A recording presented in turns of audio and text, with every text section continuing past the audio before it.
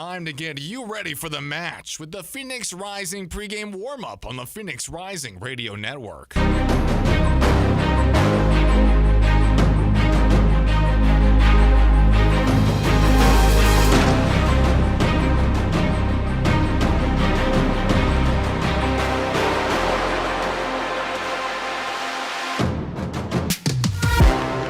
Welcome to Phoenix, Arizona, one of the historical hubs of the USL Championship. Tonight, the 2025 season arrives, and hope for 24 unique clubs returns with it. Phoenix Rising, who find themselves fresh off a disappointing 2024 campaign, hoping to pick themselves up and rise again under a new coach with a strong group of new players. Rising's opponent tonight is FC Tulsa, who have similarly retooled and reshaped following another year without a playoff appearance. It's the start of a new year where two teams look to yield new results. Match day one in the USL Championship at 38th in Washington on the Phoenix Rising Radio Network. This is the Rising Radio pregame warm-up. Ryan Sikora, joined by Kevin Cardes, third member of our team, Mahir Sinhasan, will join us in a few. Kev, wonderful to be back with 10,000 of our closest buddies. Just an unbelievable atmosphere coming. We've been around here for the entire preseason. We didn't go to LA or Coachella Valley or Charlotte to play those MLS games, but we've been around the team behind closed doors, just observing and watching, but it's always been quiet. And one thing that has been painfully apparent the entire time, especially for that St. Louis City, that match, the second to last preseason match, was that it's just not the same without the fans. And unfortunately, we didn't have them there, but now we're back. It's a chance for this Phoenix team to start anew here again in 2025 with a new coach, new players, multiple new faces in and around this Rising program, and it starts with Pamadou Ka, who's won everywhere he's been as a manager. He now gets a chance to start his third professional head coaching job as the man in charge of Phoenix Rising. Pamadou Ka has never missed the playoffs as a manager of a team. The head man of a team, he has never once missed the playoffs. It's what makes him so special, but he's not just a win-now coach. You bring him in and you look at his track record and you go, this is someone that we're going to go and just win with. I don't know if that's the case necessarily. They want to win football games, but Pa is also remarkably known for his ability to develop and bring the best out of young talent. He brought his luggage with him. He thinks it's Louis Vuitton, but it's up to him to pull that out of his team. If Pamadou Ka can bring the best of the youth on this squad, you will see exactly why they made the right hire in the offseason. And we'll see the starting lineups that Phoenix, Arizona in a few in this Rising Radio pregame warm-up. 11 new players have joined Pamadou Ka and a new coaching staff in the Valley as they try and make up for what was a lackluster 2024 in which they finished 8th in the Western Conference, barely snuck into the playoff picture, Kevin, and they're hoping for a little bit more here in what is a very high expectation city, a very high expectation club to go with it. Phoenix Rising, historically in the championship, is one of, if not the juggernaut of the league. And over the last 2 years, they've sort of watched that slip. They won a title in 2023, but they weren't the dominant juggernaut identity that they have come to really grow into, and the city wanted more. Last year, they just didn't score enough, and that's really what it comes down to. You can't win games if you don't score goals. Juan Guerra said that best 2 years ago, and it still rings true. You can't win if you don't score. It's a rudimentary piece of thinking, but it never came. They tried to make the moves. The summer window came in when they added 3 forward-facing attackers, and it still wasn't enough. They think they have enough this time, but it's to be seen if they'll put it in the net enough to win. Yeah, to Kevin's point, 34 goals in 35 matches last year for Phoenix Rising. That was the 5th worst tally in the USL Championship. It was the lowest tally of any team to make the postseason a season ago. They lost 7 starters from their end of 2024 starting 11. None more important probably than Rocco Rios Novo. A goalkeeper battle has ensued over the course of this postseason with both Patrick Rakowski and new signing Tristan Henry going at it. We'll get you some of the details on that one as this one goes on. But we got the chance earlier this offseason, Kevin, you and I, to talk to goalkeeper Patrick Rakowski, who is hoping to be the starter in this 2025 season under the new coach. And he said something that was really powerful to me, at least, that last year's team had the weight of the world on their shoulders, the expectations of a Champions Tour. And this year, that is not the case for this Phoenix Rising group. It is a redemption chance, not a title defense for 2025's iteration of this club. Rakowski told us flat out that every team that came to Phoenix in every city that they traveled to as the Rising, they went into stadiums and people came into theirs wanting to knock off the reigning champs. A title defense is not easy. If anybody knows that, it's Patrick Rakowski. His unique experience, he wins a title in 21 with Orange County, and then Orange County falls on their face the next season. He comes to Phoenix Rising, they win a title, and then they fall on their face the next year. He has seen the ups and downs, the championship hangover, so to speak. He's watched it happen 2 times now, and he seemed relieved that it was over. It was marketed as a Champions Tour. That label put a target on their back. That's what he said, a target on our back week in and week out, whether it was the US Open Cup or the playoffs. Everybody wanted to knock them off. It's different this time. That's one of the longest tenured members of this Phoenix Rising. He is the longest tenured member of this Phoenix Rising squad, one of just 4 players left over from that championship team, joined by Darius Formella, Emil Quaisho. As they look to get going here in this season, that beautiful bright red has graced the pitch again in 2024. The biggest thing that everybody's talked about, they're going to be more fun in this 2025 season, Kevin. And they have been. The vibe around the club, and you hate to be the vibes guy and talk about, oh, the vibe or the body language, but they have been more personable. This is a club that you can relate to, that you can identify with. You watch that video that the club put out earlier today of Pamuduka walking into the ocean, linked arms with every single one of his players. It's the little things, it's the push-ups, it's the handshakes. Everything has started from the top. They brought in a guy to instill a brand new culture. They think that culture is not only better for the players, but better for the fans. They think that it is not more professional on the field, but more fun in the stands. And they think that this year is going to be better. Players are on the pitch for both sides here on this beautiful Saturday night. March 8th, the beginning of the month, the beginning of a season-long effort to be crowned champions of this league, a league that has become one of the more fun, more frantic, more frenzied in the entire planet. The beautiful game is back on Rising Radio in 2025. It's a chance for a title to come back to this city. Will Tulsa have something to say for it? Here it's the opening night of the USL Championship on the Phoenix Rising Radio Network.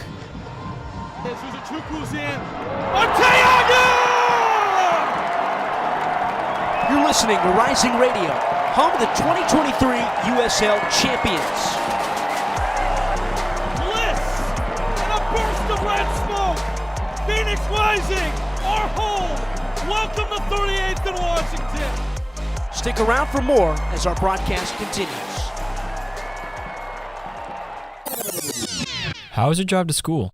Let me tell you, I had to get my iced coffee first. I just can't seem to put it down. My favorite rapper just announced a tour. My phone was buzzing like crazy. I'm so excited. I had to text all my friends right then to talk about it. Then, someone started calling me and...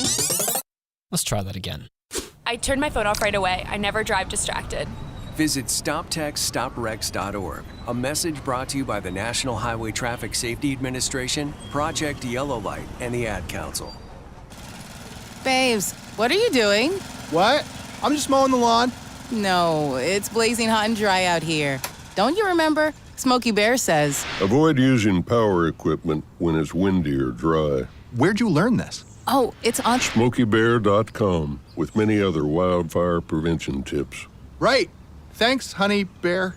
Because remember, only you can prevent wildfires. Brought to you by the USDA Forest Service, your state forester, and the Ad Council. We're the Goo Goo Dolls. We're fortunate that our daughters have what they need to grow and learn. But that isn't the case for nearly 13 million kids in the U.S. that struggle with hunger. Childhood hunger is a heartbreaking reality that Feeding America is working to change. Each year, the Feeding America network of food banks rescues billions of pounds of good food that would have gone to waste and provides it to families and children in need. You can help kids in need in your community by visiting feedingamerica.org. Brought to you by Feeding America and the Ad Council. Not completing high school is more of a social thing than it was an academic thing. Even though all these years have passed, I still had that longing to have my diploma. At age 30, Carissa finished her high school diploma. If you're even considering getting your high school diploma, you can do it. No one gets a diploma alone. If you're thinking of finishing your high school diploma, you have help. Find free adult education classes near you at finishyourdiploma.org. That's finishyourdiploma.org. Brought to you by the Dollar General Literacy Foundation and the Ad Council.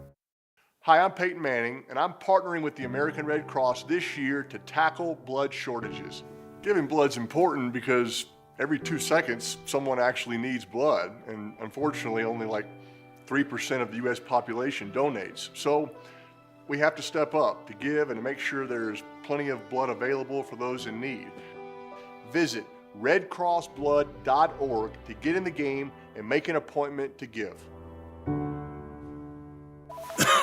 Hello? Man, where are you? I thought you were coming. I can't.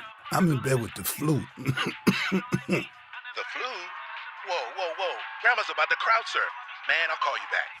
Don't get stuck at home with the flu. A flu shot is safe, effective, and you can get it at the same time as your COVID-19 vaccine. A flu shot is the best way to prevent the flu and its potentially serious complications. Don't get flu FOMO. Learn more at getmyflushot.org. Brought to you by the AMA, CDC, and the Ad Council. You're listening to the pregame warm-up on the Phoenix Rising Radio Network.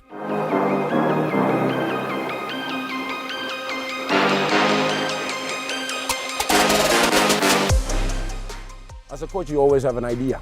And the idea is based upon what we see in training and what training is look like and how the players are performing. Because I always tell my players, they pick themselves into the lineup, right? And they pick themselves through the daily work that they're putting on, and they make the choices difficult for us. And that's what we want, and that's what I want, and that's what my staff also want, because we don't want no easy choices. We want the hard choices to make. So we'll have a chance to see. That's Pamadou Ka, the new manager of Phoenix Rising here in this 2025 season, as we're back on the Rising Radio pregame warm-up show. Here is the players who picked themselves into Pamadou Ka's first Phoenix Rising starting 11. You're following along on the visual streams on Twitter and Facebook. You'll see it in a 4-3-3 shape for the side that finished 8th in the Western Conference a year ago. It's Patrick Rakowski who gets the start in goal over Tristan Henry. The right back is Colin Smith, one of those new signings who has past experience with Ka himself at North Texas. A center back pairing of Mohamed Traore and Pop Marboy, who captains the side for the first time in his professional career. Ryan Flood gets the start at the left back spot over the injured Emil Quaisho. More on that in a moment. The midfield three of Noble Okello, Carl Saint, and Hope Aveyevu promises to be fairly industrious to start off this 2025 campaign, and a front three of Damian Rivera, Dariush Formella, and Remy Cabral wins that number 9 battle over Isan Sako, one of the new signings. Remy Cabral, 7 goals in 22 appearances last year. What was a tough year for him as the number 9 for Phoenix Rising, Kev? Remy Cabral didn't have the easiest year in Rising Red. It was a year full of familial tragedy, injury off the pitch, and he never was able to really get going. But when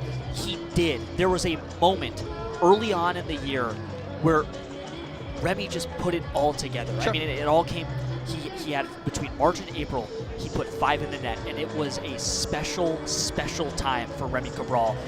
We've seen him at his best, and the big difference that you and I have noticed, Ryan, over the last month or so, watching the team get ready and lock in for the preseason, is that Remy looks lean. Yep. He looks fast, and it's not just him being slimmer, he's a touch faster in the box, and he's thinking a little faster, and you can see him rising to the level. He came over as a Golden Boot winner in MLS Next Pro over in Colorado, and then he comes here and he just needs to rise to the level. Yep. And it feels like this is the year where he can really make that happen. You speak of that time in that mid-March stretch. He scored 6 and 5, became one of the first few Rising players in club history to ever do that. And he'll have to do it against an FC Tulsa side that has retooled in the back line under their new manager, Luke Spencer. You can see it on your screens in a 4-2-3-1 shape now. Johan Peñaranda stays in goal, one of the better stories in the championship from a season ago. Arthur Rogers hopes to be a little more fit in this 2025 campaign, with Owen Dam off the left, Lamar Batista and A.B. Sissoko, an average 6'4", 200 pounds in the center of defense. A double pivot of Boubacar Jallo and Giordano Colli will be helpful for that front four that hopes to be active in Harvey St. Clair, Alex DeLue, Stefan Stojanovic, and Taylor Calhera, 22 years old, last year's MLS Next Pro Golden Boot winner with New York City FC2. Calhera is exactly what they were looking for. This is a Tulsa team that comes at you very direct. They are going to punt the ball long. They are going to come together close and attempt to win the ball as a group, and then they want to push right down the center of the pipes.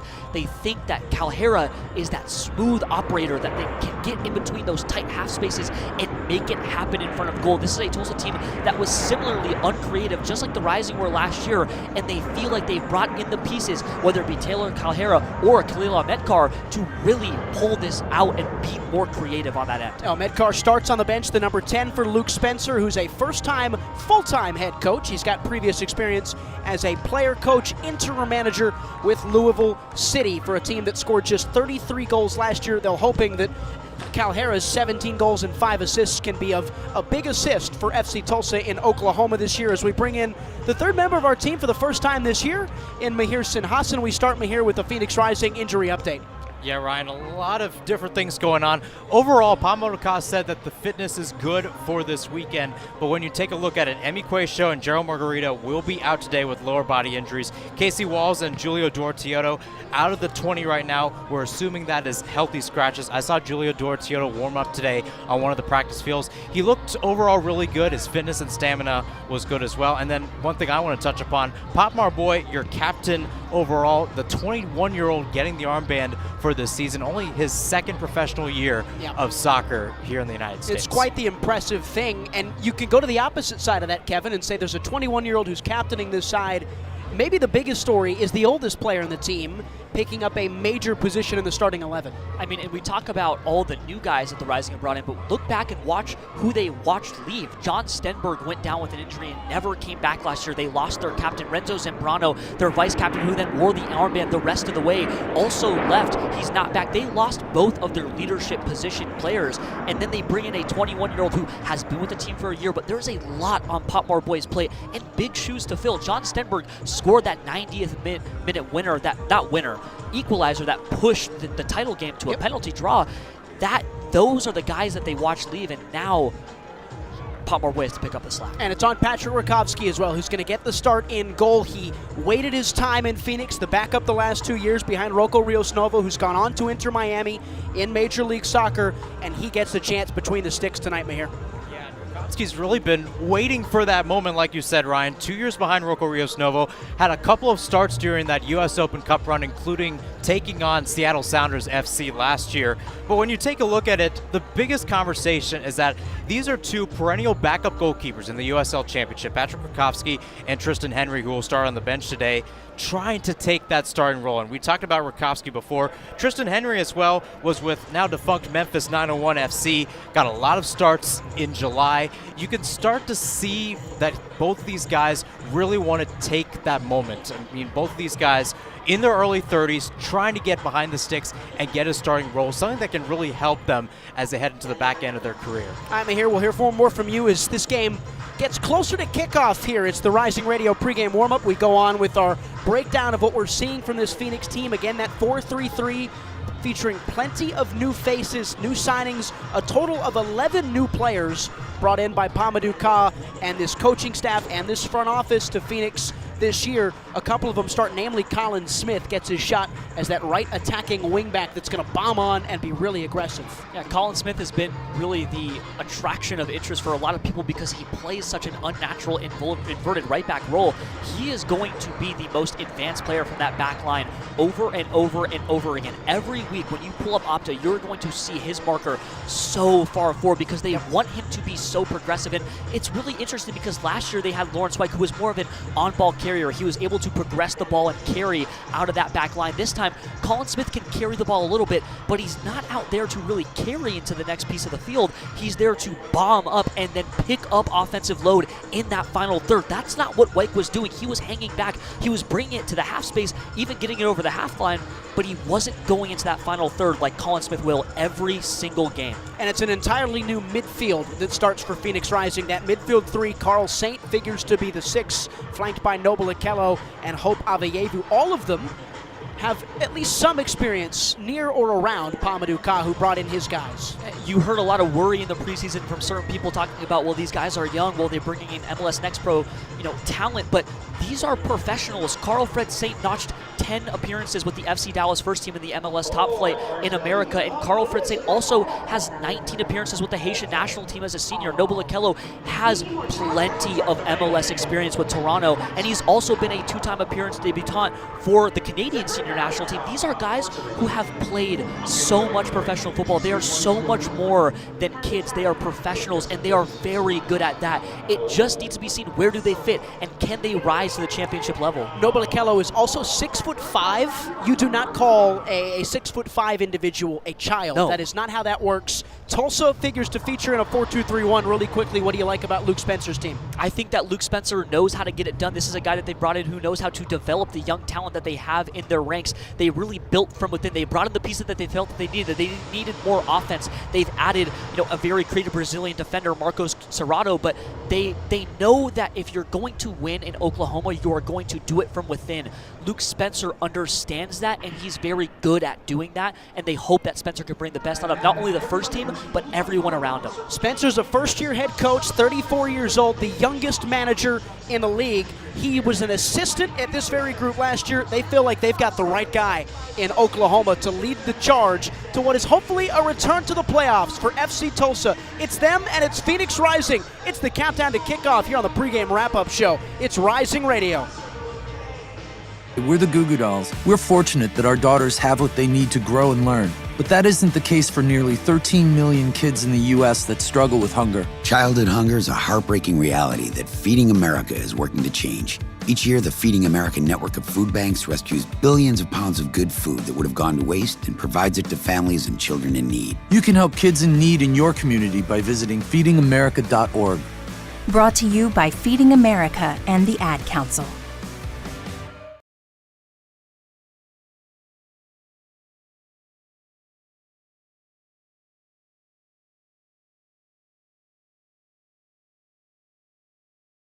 Hey, hon, what you doing with your phone? Taking pictures? No, I'm asking it questions. Like what? Hey, Bobo, do flowers have best friends? I'm sorry. I'm afraid I don't know that. Hey, follow me. I want to show you something. Look, flowers do have best friends. Whoa. Some answers can only be found in nature. Discover the unsearchable. Visit discovertheforest.org to find a trail near you. Brought to you by the United States Forest Service and the Ad Council.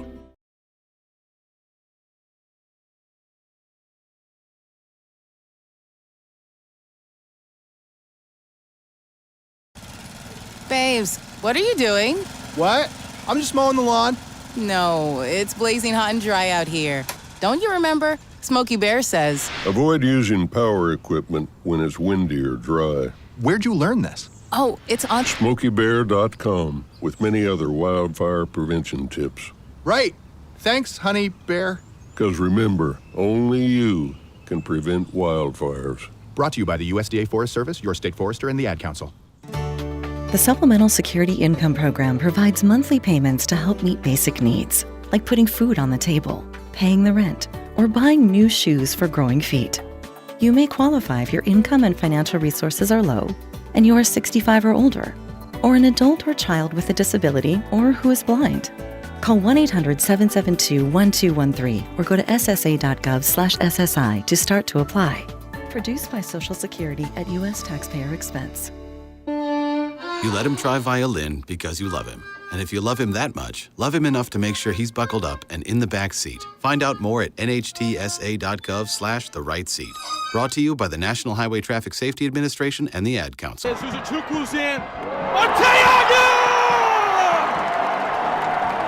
listening to Rising Radio, home of the 2023 USL champions.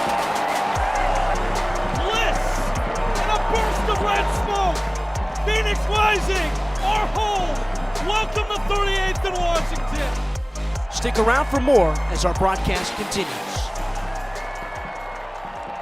Not completing high school is more of a social thing than it was an academic thing. Even though all these years have passed, I still had that longing to have my diploma. At age 30, Carissa finished her high school diploma. If you're even considering getting your high school diploma, you can do it. No one gets a diploma alone. If you're thinking of finishing your high school diploma, you have help. Find free adult education classes near you at finishyourdiploma.org. That's finishyourdiploma.org. Brought to you by the Dollar General Literacy Foundation and the Ad Council. You're listening to the pregame warm-up on the Phoenix Rising Radio Network.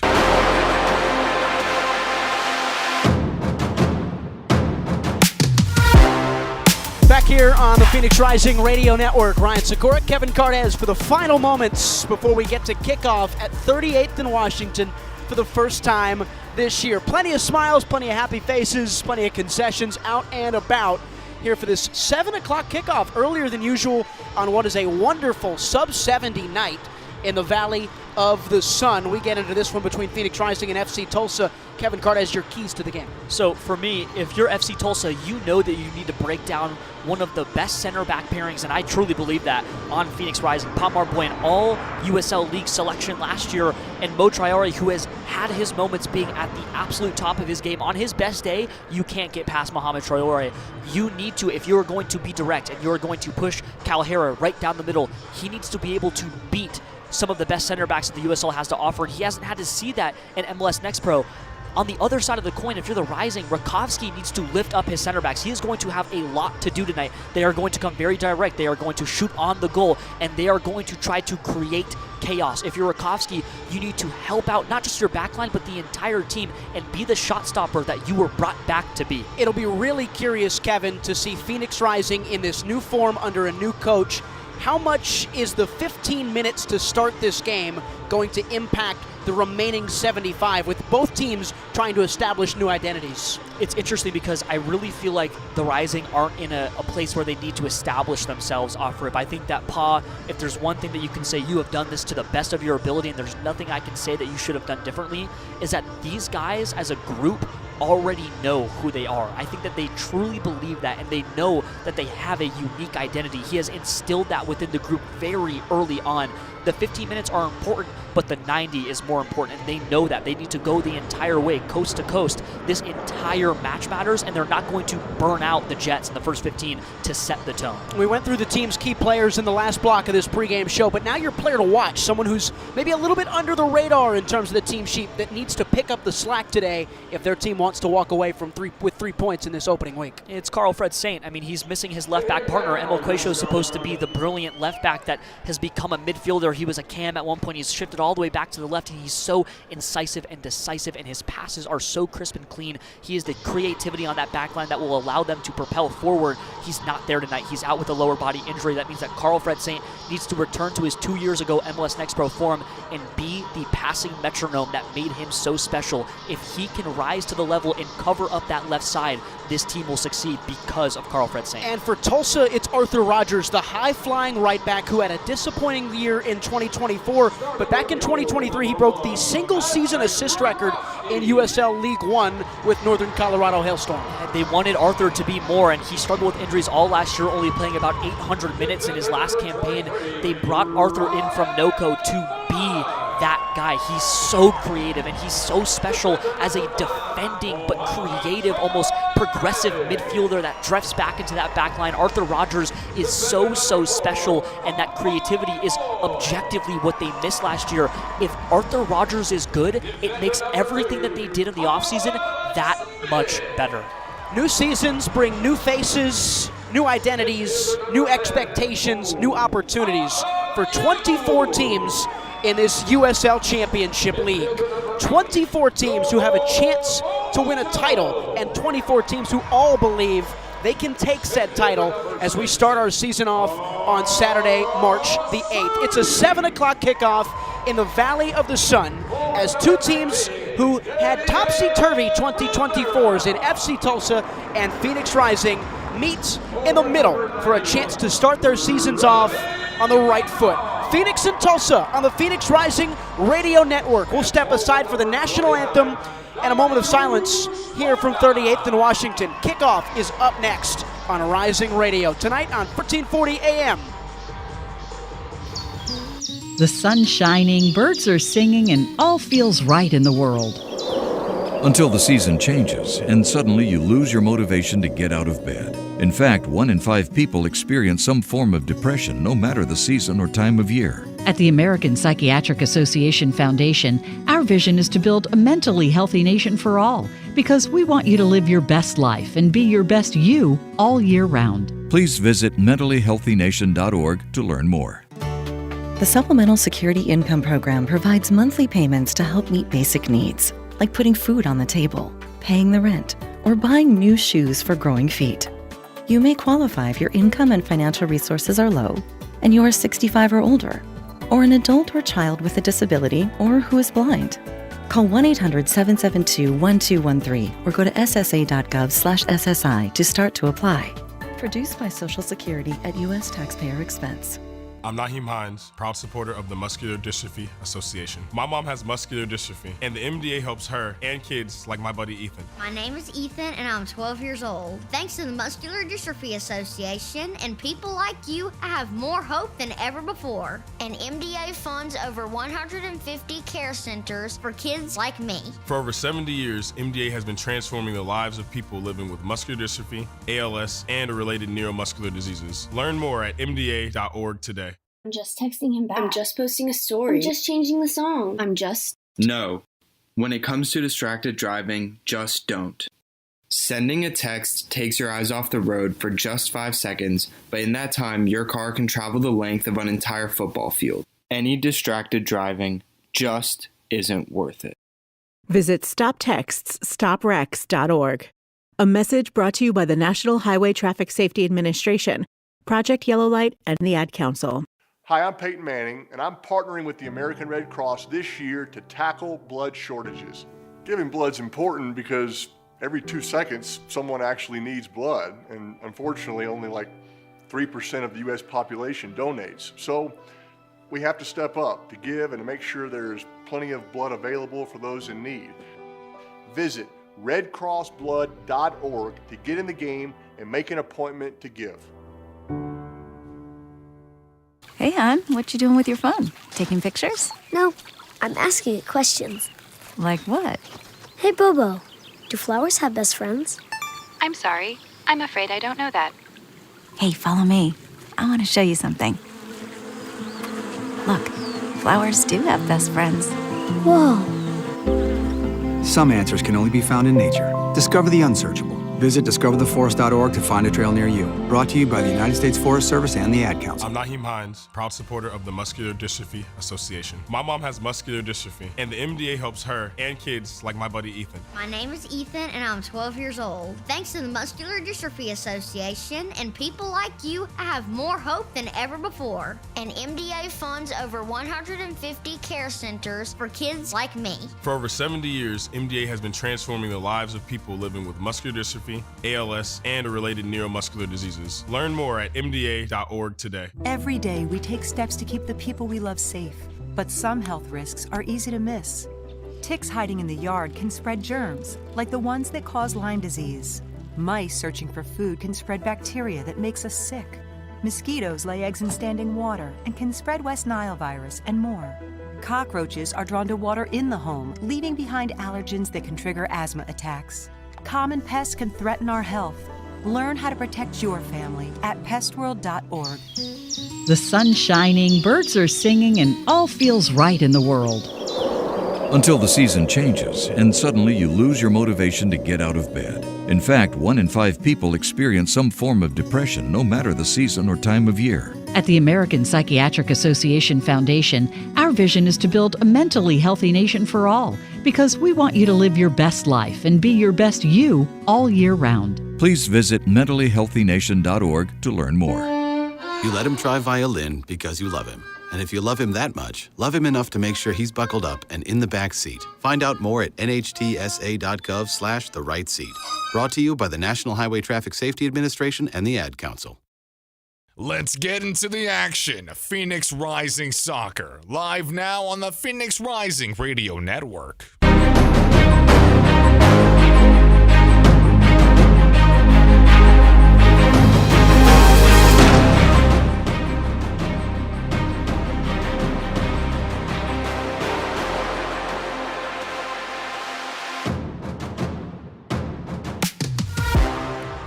As a desert sun sets on this valley, new opportunities arise for a pair of fresh face-filled Western Conference foes.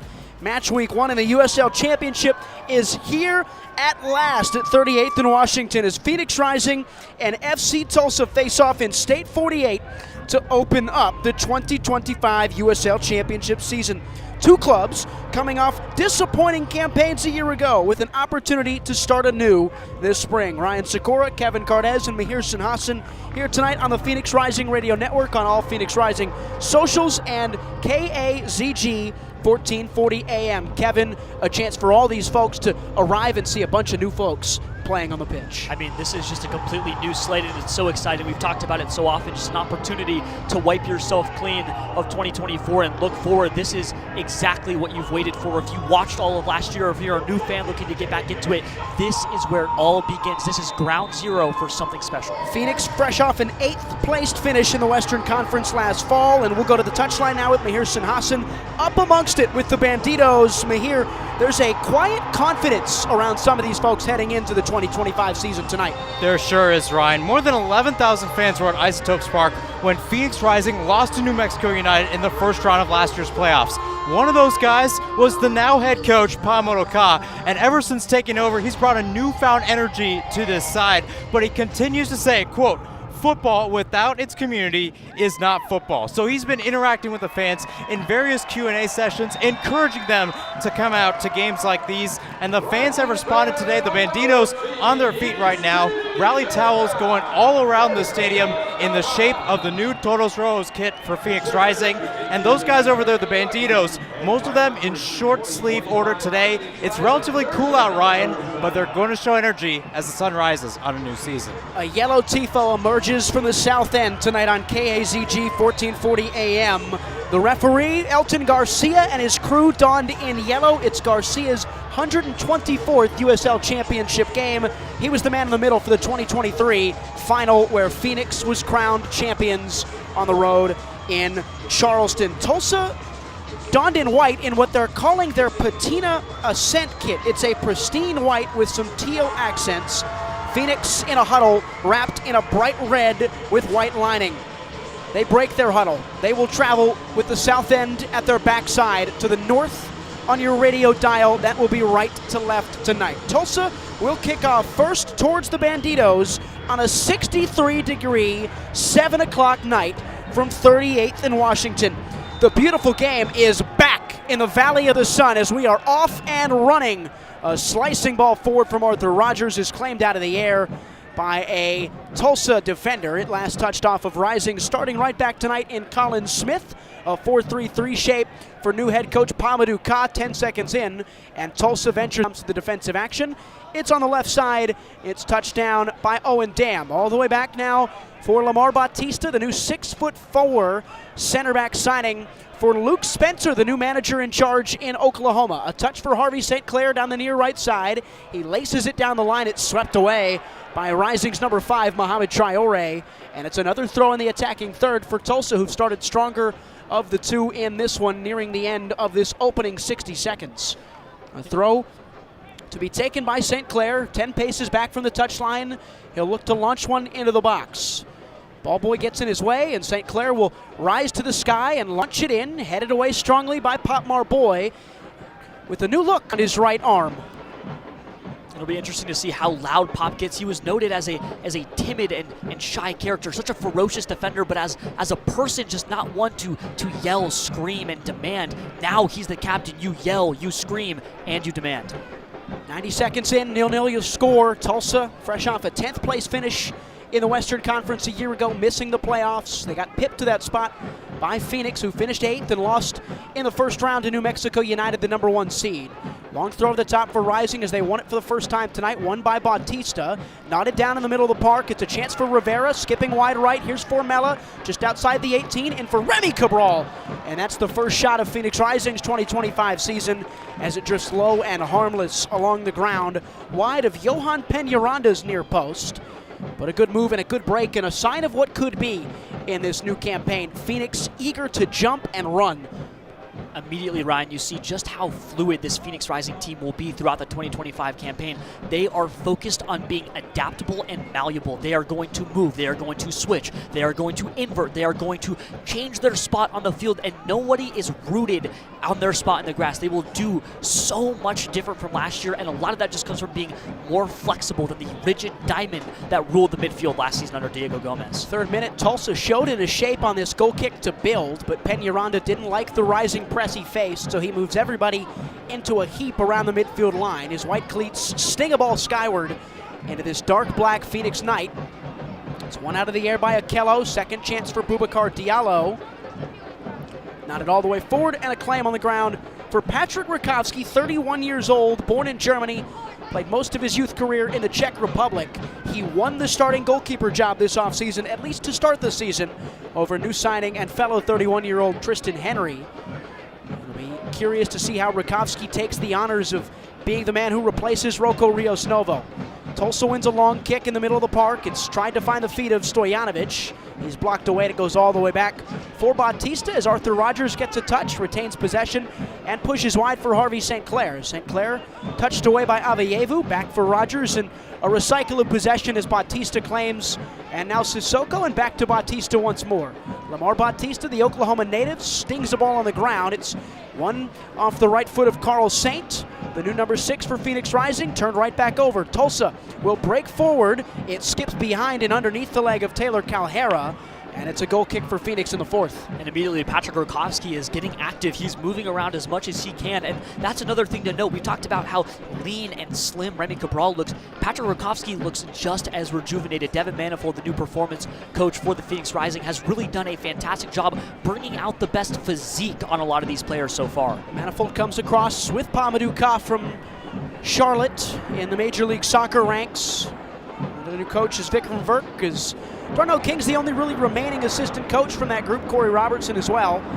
Header long is won by Darius Formella. It's a throw-in for Phoenix on the right side in the attacking half of the pitch. 5th minute, 0-0. Be taken by Colin Smith as he launches it back towards his center back in Pop Marboy. The Senegalese to his countryman Mo Traore, one of 3 on the pitch. As Tulsa also sprouts Boubacar Diallo. Ryan Flood down the line, exited the field of play. Came all the way back in, but the ball crossed the touchline, so it goes out. It'll be a Tulsa throw right around midfield. Those perfect white kits, the patina green, patina ascent, whatever that means. It's kind of one of those funky, like, hey, we're going to name a kit something so it sounds cool so people buy it type deals. I mean, they look nice, but to highlight on what just happened there, Ryan Flood is going to be a pressure point for the Rising tonight. He's not the normal starting left back. You want Emi Quayshow back there, but instead, Ryan Flood will get a start, comes back after a long load in Orange County, and now you have to see, can he play at the level to at least be sustainable on that left side, and can they build through him as well? Are you going to go down the right channel the entire time, or can you go through Flood, at least in the initial buildup? Phoenix wins it high and recycles possession around. It's Noble Okello in the middle of the park. 6'5", long torso, lanky legs. Hope Aveyevu back to Okello. And out in advanced position is Ryan Flood. Ryan Flood dragged to the ground, but he also went to the ground himself as he and Giordano Colli came colliding right in front of Luke Spencer, the Tulsa head coach, and it's a foul on Flood as Colli wins the free kick, the new signing from Australia. He figures to be a nice little pivot in the middle of the park for this FC Tulsa squad that's looking for more attacking opportunities in 2025 after a 33-goal in 34-game campaign a year ago. Rogers will build with A.B. Sissoko, signed from Memphis 901 in the offseason.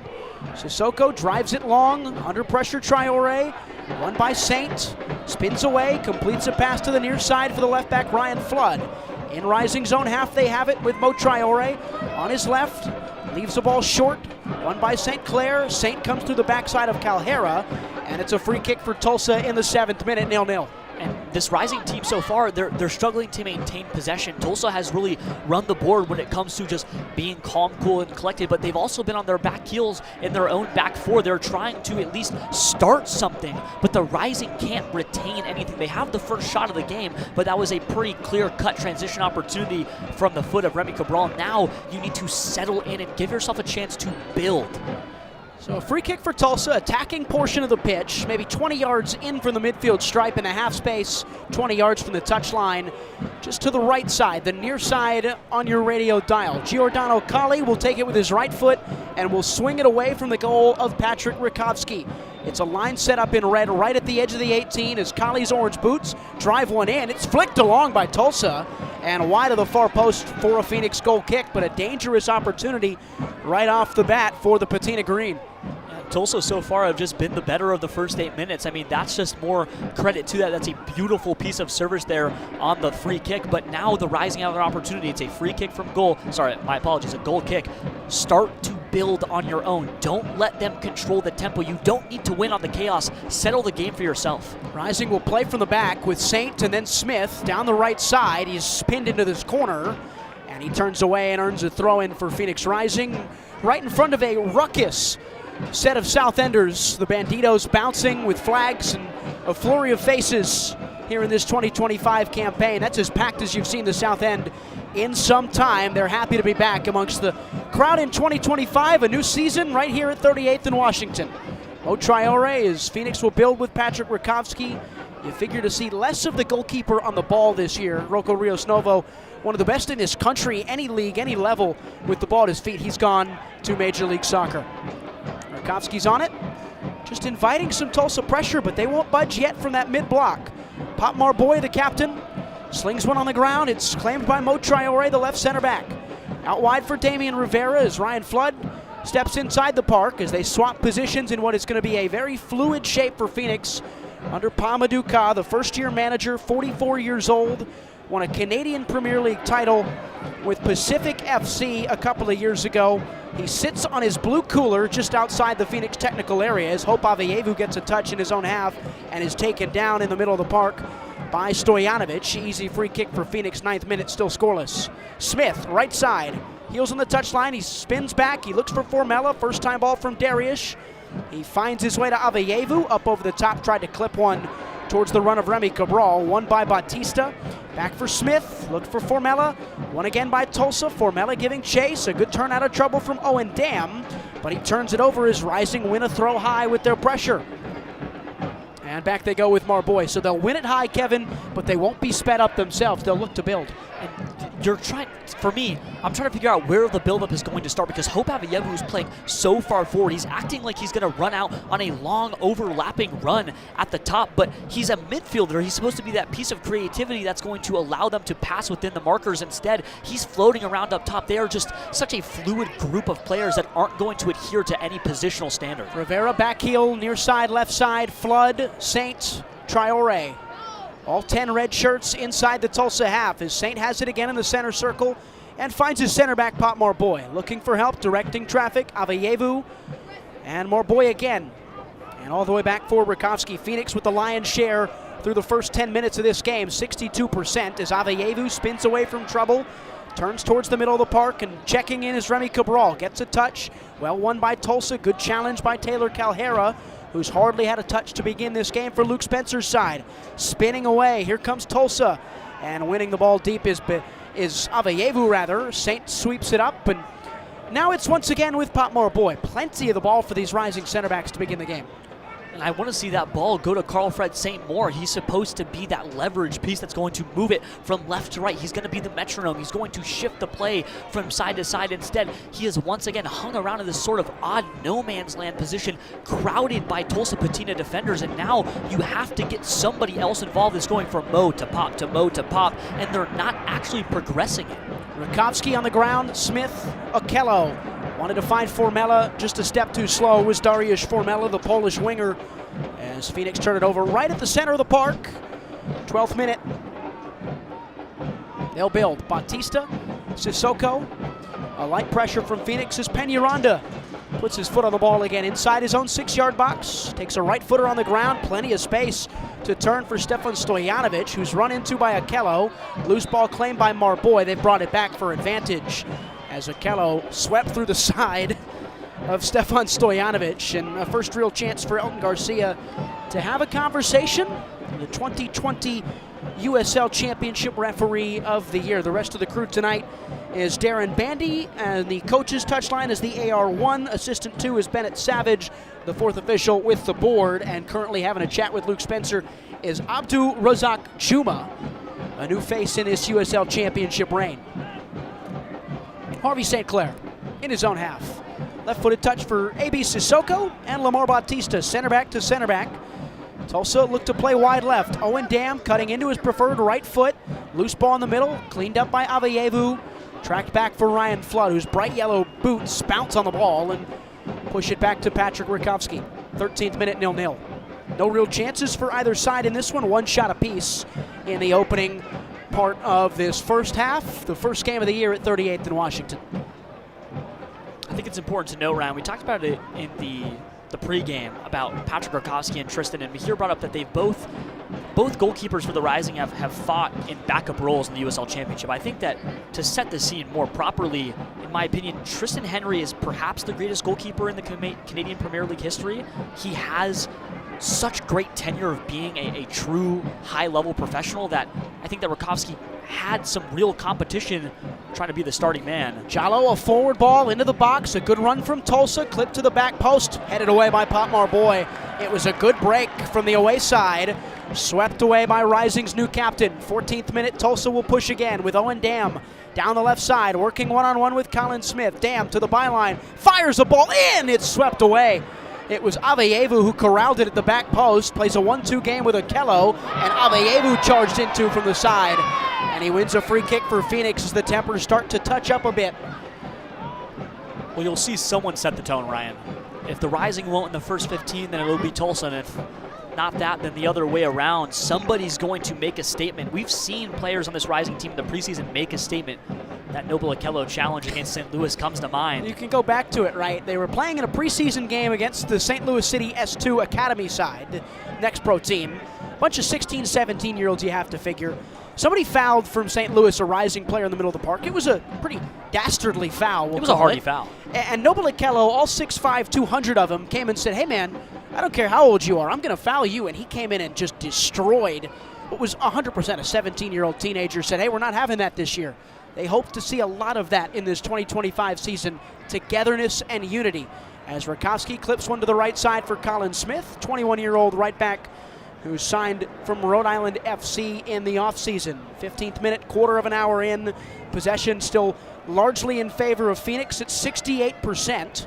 As Rising look to invite some pressure, and Rakowski on his left slices a ball through the sky. It's claimed by Dam, knocked down for Smith, still in touch as Colin Smith comes through the side of a Tulsa attacker. And it's a free kick for the away side here in this one. 0-0 still your score. Ryan Sikora, Kevin Cardez, Mihir Sinhas, 40 AM, and the Phoenix Rising social medias for the fourth season of Rising Radio. Rogers, St. Clair, the right back, cutting in, defended by Aveyevu, and has to go all the way back for his goalkeeper, Johan Peñaranda, in that dark green. Batista, Dam, heels on the touchline, far side, left side, middle of the park, Colley steps the ball in and sends it skyward. A poor touch by St. Clair, just barely kept in as Aveyevu turns it over, and Hope Aveyevu wins another free kick in the defensive half for Phoenix. He's been good so far to start this game. I mean, that's one of the best things that he did in MLS Next Pro, especially in his best year before he went to Ventura County last year. He was a menace defensively. He won everything in the air that came his way. He was a plus challenge winner, and he did everything. He was a recovery demon. It's just interesting because he stands at 5'6", and yet he won 60% of his aerial duels. I wish that could be me. The 60% of aerial duels, I'm already about 5'6" on a good day. Flood, Aveyevu in his own half. Hope, hounded by a couple of defenders, goes back for Mo Traore. Hope Aveyevu skipping a ball between lines. He finds Remy Cabral in the left half space. Venturing into the final third is Phoenix. Damian Rivera on his right, cuts to the byline, slings it across. Chance for Colin Smith!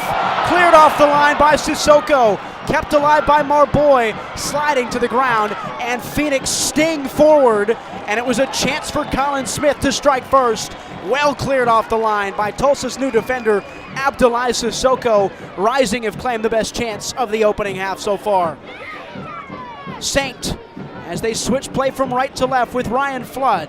pivots away from Stojanovic, and Phoenix feel a little more adventurous now to start this season. It was a slow, stable start to this game, but can Rising break it open first with Saint and now Marboy? And that's what you want to see if you're the Rising, that fluidity finally coming through, and that shot from Colin Smith. You want to see it lifted a little bit, but you'll take the shot on goal. That is a high-quality opportunity there for the Rising, and now you start to see them move a little faster, and they're a little more confident, and here come the Rising. Flood lobs one up over the top. This is Damian Tico Rivera. Rivera, one of the new boys, arrived in the offseason from Tampa Bay. He's won a corner kick on St. Clair, and it'll be a chance to strike one from the near corner at the north end. The crowd joins Hope Avievu in the 18th minute in a ruckus cheer. 70% of the ball to start this game for Phoenix Rising. Nothing to show for it in the 18th minute. Rising's number 10, Hope Avievu, with white tape across his right wrist. Low socks as he brings one right arm to the sky and looks to whip in a right-footed ball. Skyward to the back post for Marboy, headed across and tamely claimed by Johan Peñaranda. That was something from the training ground, but it's claimed well by the Tulsa goalkeeper, one of the top in the USL Championship a season ago. So it stays 0-0, but Phoenix have now really started to take a real chokehold of this game. And now it's all on them to just squeeze the life and get a goal. This is what they would do last year. They'd play that hard, crunchy, pressing defense, and they would win the ball, and they would have more possession, but they wouldn't score when it mattered most. They wouldn't get it done. They need to get it done now. Colley swings it into space on the left side. This is Owen Dam on his right foot, venturing towards the 18. Dam working on Smith. To ground he goes. No foul, says Elton Garcia. An easy decision as the shoulder-to-shoulder came in inside the Rising's penalty area. It's a goal kick for Phoenix. A good counter from Tulsa. They'll come right back. I mean, these are still two professional soccer clubs. They are going to go back and forth at each other. I thought it was interesting when Hope came over to take the corner, started to pump up the crowd, but you have to think that outside of U.S. Open Cup games, this is probably some of the largest crowd that Hope and Noble and even Carl to some point have played in front of in a very long time outside of, like I said, the minute U.S. Open Cup draw. Some new faces to this Phoenix team that have arrived from MLS Next Pro on the third tier. Formella switches play. Okello got touched away. Ball is loose in midfield. Avievu picked it up. And Okello is called for a foul right inside the center circle in the 20th minute. I think Elton Garcia saw as Okello tried to play the pass. He came through the backside of a Tulsa midfielder who's down on the ground in a heap. It's a free kick for FC Tulsa in the 20th. I thought the whistle came late there. I didn't really know what he was looking at, but I do think that the most interesting piece so far for the Rising has been Hope Avievu shifting from left to right. He's almost doing a little inverted U. He's going from all the way out on the left wing, being the most expansive player, even going farther left than Damian Rivera is as he sinks into the front. And then if he's not carrying, he's drifting over to the right and trying to find the ball on the other side, and he's just switching the run of play. He's being a central midfielder on both half spaces, and he's trying to facilitate where others aren't. Tulsa will build. Bautista in his own half. He switches play for Arthur Rogers, who's being deployed more as a center back and a progressor by Luke Spencer's side here today in this game. Avievu comes crunching and wins the ball on the touchline. Other way comes Phoenix with Rivera, and a beautiful challenge to respond to that by Boubacar Diallo. As Diallo snuffs out the attack of Damian Rivera, Phoenix have a throw just inside the attacking half. They'll go back for Mohamed Traore. Early on in this game, it's been Phoenix dominating with 44% of the ball being played inside Tulsa's half over the last 15 minutes. A long ball over the top, won by Bautista, claimed on the ground by Diallo, one back by Okello, and a chance to claim and touch it down for Traore. Skips a line, triangulation, Okello, Avievu, Okello again, Traore, Okello, all on the left side, and Carl Fred Saint as Phoenix play on the left and look to swing. They skip a line for Avievu, and Tulsa have Rising trapped in on this near left side. It's the game. Got to find the space. Rakovsky, the goalkeeper. Marboy and Rakovsky again. 22nd minute, scoreless still. This opening game from 38th in Washington. Brand new season, brand new chance for anybody in this league. Flood flips it back. He's got Saint on the ball, and now Traore. Mo Makes it over the top. It's a chance for Bautista to stretch and claim. Lamar Bautista whips it out of the air. Cabral comes colliding with Bautista. Knees touch. Tulsa can break. Advantage being played by Garcia as St. Clair comes rummaging down the right side. Harvey St. Clair, the Englishman. High cross off the backside of Ryan Flood. And Tulsa have won a corner kick in front of the south end. Elton Garcia is going to come have a conversation with the hard-pressing Frenchman Remy Cabral. You said it best earlier, the way that the Rising are triangulating and also trying to find the space in a modern soccer where the models are focused on demolishing any open space and covering that ground. The triangulation is just trying to shift them around and move it, because now soccer is back to being built on moments of brilliance. You need these players to do something that the model doesn't expect. That's where a Hope comes in, or a Charlie Dennis on the bench. Any of those guys to do something unexpected. Right-footed out swinging ball. Will be taken by Giordano Colli, the Aussie. A fine right foot on him. Swinging away from Rakowski. Sky-high Marboy headed away as a plane flies with it. Rivera flicked along Cabral. Can Rising break? Remy taken to ground in the middle of the park. That should surely be the first caution of the season for an FC Tulsa player. We'll see what the card is for Elton Garcia, or even if there is one. There's a large crowd now surrounding the referee. 3 in red, 3 in white as Garcia sifts through the bodies. 24th minute, 0-0. A good break from Rising, snuffed out by a foul inside the center circle.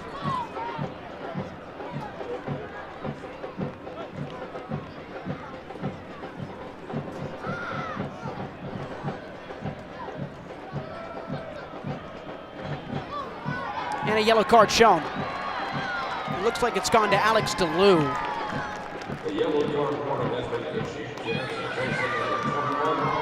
It is Alex DeLue, the 24-year-old Michigander. Played at Albion San Diego a couple of years ago. He spent last year with Tulsa, was a part of the team brought back for this 2025 season. A surefire yellow card, to say the least, as Pop Marboy stands over the ball in the 25th. Pop will play it backwards, and Phoenix will build once again. Controlling the tempo, but as Kevin pointed out, you need game breakers. You need guys who can break a game open. They didn't have that enough a season ago. Great pass from Jallo. In for Jallo. Tulsa denied by Rakowski. Second chance for Tulsa is in. They break on the counter. Rakowski saved the first, but the rebound is smashed in by the away side. It's poor play out of the back from Phoenix, and Tulsa take a 1-0 lead and capitalize in the 25th.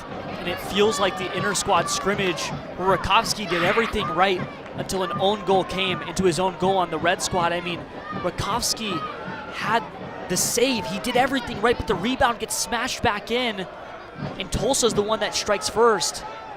And suddenly the Rising are on their back heels, which is a position that they were all too familiar with last year, but this is a different group of guys. It's poor build-up in the end. It's Saint getting caught out.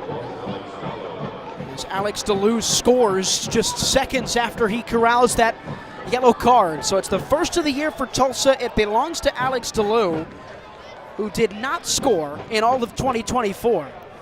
1-0, 26th. It's Phoenix, their own worst enemy in that situation, Kevin. I mean, you just can't draw it up any worse if you're just trying to do the little things. I mean, that's poor play out of the back, and if you're a team that's going to play in that back four in the 4-3-3 shape, you are going to build from the back. You are going to need to do the simple things easy. The menial tasks need to come simply, and it just didn't happen there. Rakowski skips the line, plenty of space for Noble Okello in the midfield, and now Hope Avievu on the left. He's brought down, he stays on his feet though, as Flood picks it up, heels on the touchline. Left side, Flood, early ball, chest of Okello, nodded away. Tough spot for Arthur Rogers. Okello wins it. Can it stay in? The answer, no. It'll be a goal kick for Tulsa. Good press, though, from Phoenix, and they've been spearheaded in that so far by Damian Rivera, the new left winger arrived from Tampa Bay. Here's Mahir with more.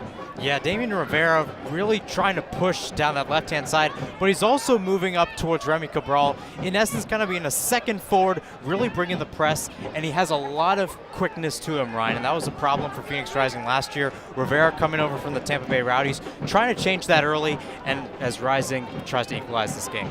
Yeah, Kev, they're going to need that press as well as they try and chase it. It's going to be important for Rivera and Cabral and Formella to... Something that last year's number 9 after the summer window did so well. Tomas Angel was such a fantastic chaser. He was so high energy. His defensive work rate was so high. And the one thing that he was always good for, regardless of if it was his day offensively or not, is that he was going to chase the ball and make it hard to build out of the back as that forward-facing number 9, and he did it so well. Angel's gone on to Major League Soccer. He's with the expansion side San Diego FC. As Rivera gets a touch in the midfield, he's ripped to the ground. A football tackle from Arthur Rogers in the 28th. 1-0 Tulsa. Phoenix a free kick inside the attacking half on the left side. Flood will take it and take it short. Angel was the 9 towards the tail end, and Remy Cabral couldn't really get a minute as the starting striker for Phoenix towards the end of 2024. But he's the man who leads the line today. A touch from him. Back for Carl Fred Saint in the middle of the park. Cabral was pretty candid with the media over the course of this offseason that he was an individual that wanted to be back in Phoenix. A long ball over the top has led to a Tulsa goal kick. Remy lost his father in the middle of last season, which contributed to why he only played 22 times for Rising over the course of 2024. He made it a mission. He wanted to come back and play for this team in this city that, as he said, had his back and came to his support in important moments of his life, and their family forever, and he wants to reward them for what they were able to give him. As Rising win it high, and a spirited press is pushed to the byline as Akello, his long legs, can't chase it down. It's another goal kick for Tulsa. There's a player on the ground for FC Tulsa just inside their own half. As Elton Garcia will come 10-2, the man in the white shirt. But for Remy Cabral, a 7-goal season with 22 appearances to his name. He needs to do more. He wants to do more, Kev. I mean, yeah, it's just Remy never had the cards fall his way for the Rising last year. It just never clicked. It was never a fluid progression. When he got hot, he went down, and he dealt with so much. It was a very long year for Remy Cabral, and we've seen the best of him in the preseason, and now you just want to see it come to fruition because you know that the Rising have 2 very proficient number 9s on the roster, and Nino Sacco, who's going to sit on the bench at least for now, comes in with so much experience, and Remy having a golden boot. These are guys who have so much to prove, and Remy has so much to give to the city. You just want to see it happen. Nissan Sacco on the bench today, a former OGC knee in the Swiss First Flight and primarily the Swiss Second Division over the last couple of seasons, 27 years old. He's the man challenging Cabral for that lead spot in this Rising shape. Long ball from Peñaranda, claimed by Phoenix's red shirts in the 30th minute. We've played 1/3 of this contest. It's right now shading in favor of Tulsa, 1-0 on the opening night of the USL Championship season. Cleared away by Dam. High ball in the air, won by Potmar Boy. And Hope Aveyevu corralled by Boubacar Jallo and wins another free kick. By my count, that's now 3-1 by Aveyevu. Is Rising. Play quickly. Damian Rivera into the area, and he's taken down just outside of it. Got a shot off as it was deflected off Giordano Colli, and a corner kick for Phoenix Rising as they look for an equalizer. Aveyevu will take again, a right-footed in-swinger. Hope in the new Toros Rojos kit. A beautiful, beautiful font on the backside graces his number 10. Bleached blonde hair, pushes one arm to the sky. His orange cleats sting a ball into the 6. It's knotted away. It's going to be cleared further by Colli, as Colin Smith will come to claim it at the midfield stripe. He takes a touch and turns it all the way backwards for his goalkeeper, Patrick Rakowski. 31st, 1-0. There may have been, so far, at least through 31 minutes of play for the Rising, no more important player than Hope Aveyevu. He has been winning everything defensively. It's fouls, it's free kicks, it's throw-ins, and yet he still is making the pass that he needs to make almost every time. He has been a wonder to watch so far. Remy Cabral taken down inside the attacking third. He was fouled by Sissoko. It'll be a free kick for Phoenix unless they call Cabral for offside first, which they do.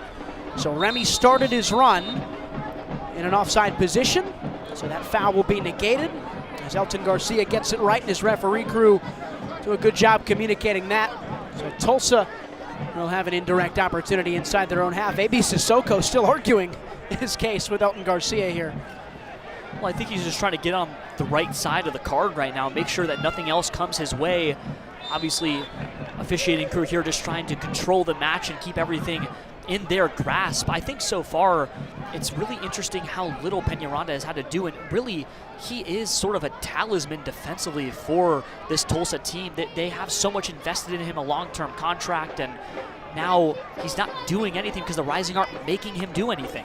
Ball over the top. It's chased all the way to the byline. It's a goal kick for Phoenix in the 33rd. A foul. Thought it was going to be called on Formella as he was taken to ground. It's claimed by Smith. He's driven forward and he's touched off of it by Colley. Throw in for Rising inside the attacking half. On the right side, all the way back for Potmar Boy. On his left, now his right. The captain slices one down on the ground across this crispy green grass on match week 1. Ryan Flood over the top, Rivera. He's onside. He's made the right run at the right time. Rivera trying to keep it in, and he's fouled Harvey St. Clair in the process. A.B. Sissoko loving it from his right wingback, Harvey St. Clair. Rivera, a good run and a good statement of intent. Rising continue to play a little more direct. The long balls down the lines. Harvey St. Clair was one of the most important players last year for FC Tulsa. It was a disappointing campaign for them as a club, but he did so much in that little stint there. Not little, full season, but not a successful campaign for St. Clair or Tulsa. He's looking to do more, and this is a team full of Tulsa guys who are just looking to do more. They want to show why they not only belong at this level, but can go a little higher, full of guys like Arthur Rogers, Harvey St. Clair now, Cal Hara coming from Next Pro, moving all the way up. This is a team that has a lot to prove. St. Clair wins a throw again for Tulsa, who we talked about Rising and how they returned 9 players from last year's team that struggled and finished 8th in the West. Tulsa, they returned a good number as well. 8 plus 4 mid-season returners, so 12 in total for both sides, as Rising added 3 in the mid-season as well. So these two teams electing to build from their past. Ball cleared away by Bautista. Formella was laid into it, and Darius Formella will see himself go into the book of Elton Garcia as Lamar Bautista down on the ground in some pain. That's the right decision again from Elton Garcia as Formella came in fairly late in the 35th minute, still 1-0 Tulsa. Just a late challenge there from Formella, not enough intent there. He's trying to do the right thing. He wants to force the issue on the Rising side, win that challenge, jar the ball free, and get that out in transition. Make Peñaranda start to work for the first time all night. But the challenge is late, and he slides right into the shin. And that's nothing but a yellow card. So Darius Formella into the book. He's the second player of this one. He joins Alex DeLue. Bautista's receiving treatment from the physio in his own half. That is Destiny La Laguna, by the way, who is the physio for Tulsa, who was one of the assistants for Phoenix Rising on the physio side of things last year. So first game in a new gig. She comes back home. Has to tend to Bautista here for a Phoenix team that's got so many new faces themselves. A little discussion between Ryan Flood and Pamadou Ka, the new manager. His third full-time gig. Pacific FC won a title in the Canadian Premier League. North Texas SC in MLS Next Pro. He coached some of the players on this pitch for Rising. Carl Saint, Colin Smith, namely among them. Spent a brief time with Hope Aveyevu as well. Back under play, Bautista's fine. Sissoko will play it, and he'll play it to Bautista. On his right to Arthur Rogers, 36th. Right side, own half, St. Clair. Down the line, good ball, chance to chase.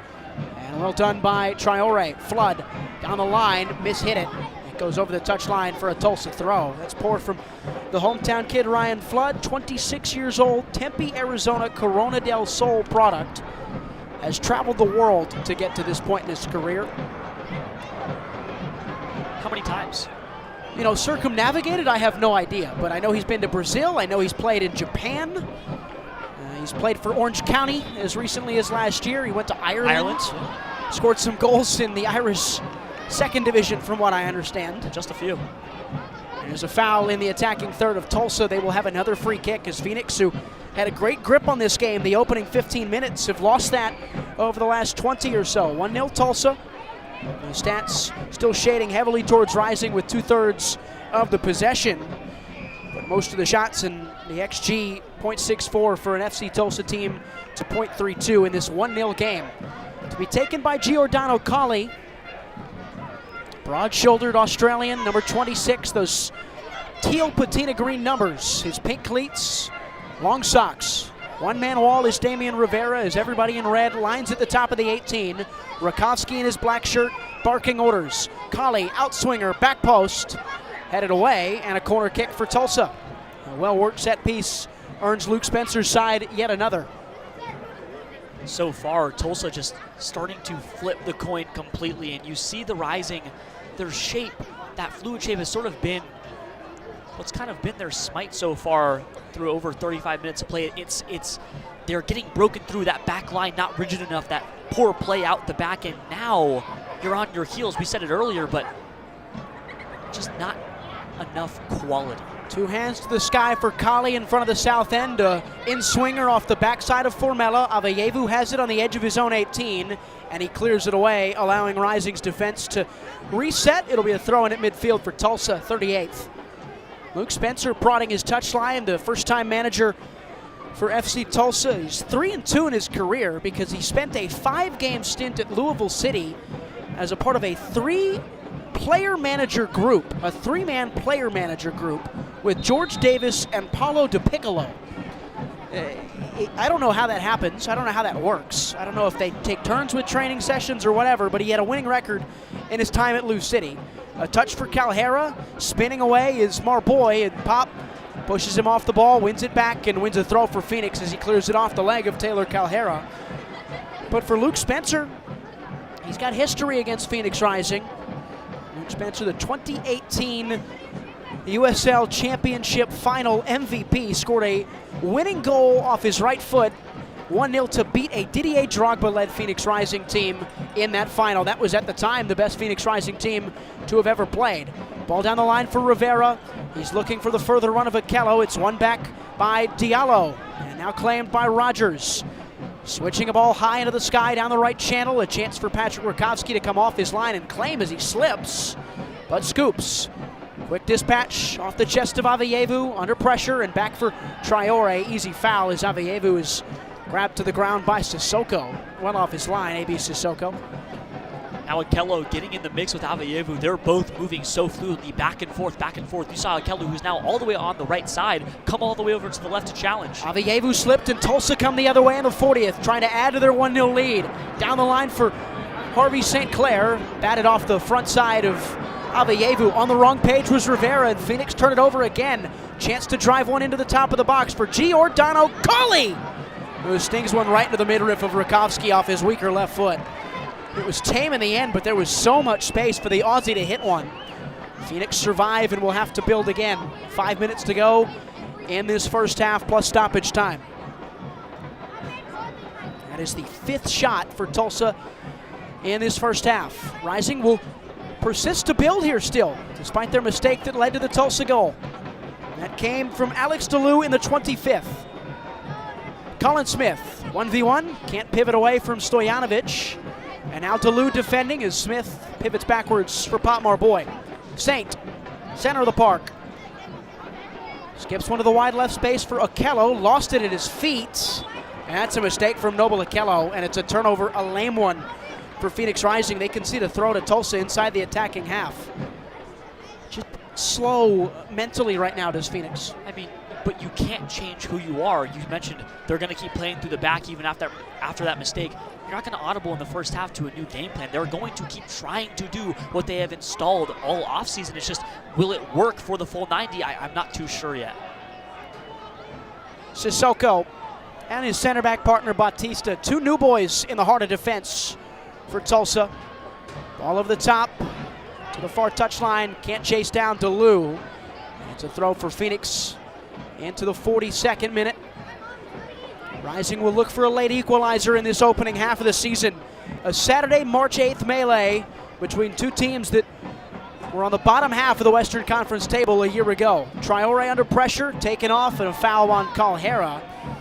It's an easy one again for Garcia. This has been a spicier game. Plenty of fouls, though fairly ticky-tacky ones. But stuff that you've got to keep an eye on if it maybe progresses to something bigger as this game moves along. It's a lot of bumping and nudging through the sides and back. They're just they're jarring, they're fighting, and that's what you want to see. That's what this Rising team didn't do last year. Okello, Cabral, good skipping lines ball. Remy Cabral finding the run of Ryan Flood, who kept it in touch, but his touch was too heavy. It's won by Harvey St. Clair. Tulsa can really break if St. Clair can find some room on this right side. He's got his number 9, Calhera. Calhera switching play for DeLu off his chest. Alex DeLu stings one. It's not caught by Rakovsky. Spilled inside the 6 and cleared away by Formella. A nervy claim from Patrick Rakovsky in front of his goal mouth. Nearly leads to a rebound. Well deflected away by Darius Formella. And Tulsa will build again with a 1-0 lead. Wide right for Harvey St. Clair. Looking for room. Doesn't have it. Arthur Rogers. And St. Clair again on his right. Back for Rogers, a headband and a man bun. And into the middle for Kali. And they switch play again for Sissoko in his own half. Tulsa very content to claim some of this possession back in their favor with a 1-0 lead. Here's St. Clair. Stings one from the right to the left. It's left for Owen Dam, the left back on his right foot. Drives the ball back post. Free header, Calhera. It was soft in the end as Rakovsky got across his way to the first post to make an easy save. Rakovsky has been right place, right time so far for him. And that rebound earlier, that save, you need to catch that. That's the whole draw to that. You need to make sure that that goes down, fall on your chest, and keep it on the grass. But there, once again, sticking on his line, being able to move left to right. It's that shiftiness, that athleticism that he sort of regained in his new physique. Saint, Traore, Rakovsky, Traore again. On his left, in the left half space, defensive portion of the pitch. Lifts the ball into the sky, wants the run of Aveyevu. Bautista back to his goalkeeper, took an awkward hop off the turf. And Peñaranda had to deflect it away, let it sit on the ground. He's able to scoop it up and beat Aveyevu to the ball, rolls it out for Arthur Rogers. Rogers wanted to play long, will instead play short. This is a completely different Arthur Rogers from the NOCO Arthur Rogers. This is just a wildly different player. They're sort of moving him into the center. He's basically played a center back role today. Over the top for Calhera. He wins it first, beat Traore to the ball. Nodded down for St. Clair, and back for Taylor Calhera at the byline, attacking third, hard across the pitch. As it was crossed in, bounces back, and Calhera takes one off the chest, and it lands kindly in the midst of Patrick Rakovsky. A minute to play in this first half. Phoenix 0, Tulsa 1, opening night. You can feel the absence of Gerald Margaritha. He does so much, but more than anything, he's able to dribble past an opponent. In this final third so far, you've realized that Darius and Damien haven't been able to progress. Gerald does that. Finds Rivera. Here is Damien on the left side. Working one-on-one with St. Clair. Back for Carl Saint. Saint, Formella, Darius driving wide, and he's taken off the ball by Bautista. Here's a chance for Calhera and DeLu on the break. Beats Potmar Boy to the ball. 3-on-5 as Phoenix rush back to defend into the box, and Rakovsky quick off his line to claim, looking to roll one out and play. We've played through the 45. We'll look to the fourth official to see how much stoppage time in this first half. 2 minutes to play as we will go to at least 47 minutes in this first half. Rising as we are 15 seconds over the 45. Flood on the left side. And Traore again. No real movement for him as he's forced to go long for the run of Okello. Picked up by Bautista well. DeLu, Tulsa settling. Kali skidding up over the top for the right foot of St. Clair on the right side. Harvey St. Clair, the right winger. Maybe right wing back here today. St. Clair into the box. It's a dirty little ball that nearly found the run of Giordano Kali, but it's claimed by Rakovsky, who rolls it out. We're into the 46th as Rising look to progress on the break. They can't. Well defended by Tulsa, and back for Colin Smith we go. Maybe one last chance for Phoenix to build and provide one last chance. Traore steady in midfield in front of the south end. Crowd of maybe 6,000 on hand tonight to see the opener of the season. Aveyevu hounded by Bautista. Formella, Cabral wanted to go back to Formella. It was mistakenly played, and there's a foul on Hope Aveyevu as he brings Bautista to the ground. There's a collective gathering of red and white in the defensive portion of the pitch. It will be a free kick for Tulsa with 25 seconds to play. the Rising have really struggled to break down this Tulsa mid-block. They are so compact, that back four moving up, that midfield three sliding back, and they are just a wall of 7 men. They aren't getting through at all, and when they had an opportunity there, Remy tries to play it back to Formella. Formella tries to make the overlapping run, and they're disconnected. It's that disconnection in the final third that played them last year and has played them through 45 tonight. Really good stuff through 45 minutes and change for FC Tulsa. Luke Spencer, his managerial debut, the 13th all-time meeting between these teams, the 14th all-time meeting between these teams. Phoenix haven't lost to FC Tulsa since 2017. It's been a long time, and Tulsa are trying to turn that around. They've got a 1-0 lead at halftime, Kevin Cardez. It's just disjointed play in the areas that matter for the Rising. That's how I could best sum it up. It's the final third. It's the center of the pitch. They're missing that creativity, but they're also just a little disconnected. It's the overlapping runs that they're not communicating on. They're trying to go back and forth. They're switching, but it's the fluidity of Hope Avayevu that has kept them in this one. He is winning every challenge. He is winning every duel, and he is winning every throw, and he has been the true bright spot through 45 for Phoenix. So we'll step aside, a 1-0 lead for Tulsa. 45 down, 45 to go from 38th and Washington on the Phoenix Rising Radio Network.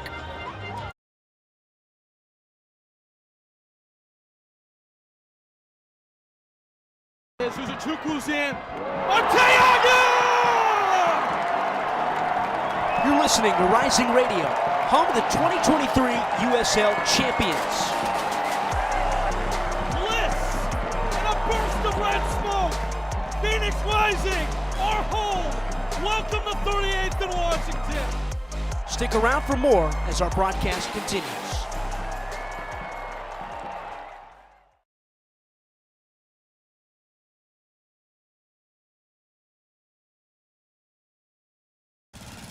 Babes, what are you doing? What? I'm just mowing the lawn. No, it's blazing hot and dry out here. Don't you remember? Smokey Bear says, avoid using power equipment when it's windy or dry. Where'd you learn this? oh, it's on SmokeyBear.com with many other wildfire prevention tips. Right. Thanks, Honey Bear. Because remember, only you can prevent wildfires. Brought to you by the USDA Forest Service, your state forester, and the Ad Council.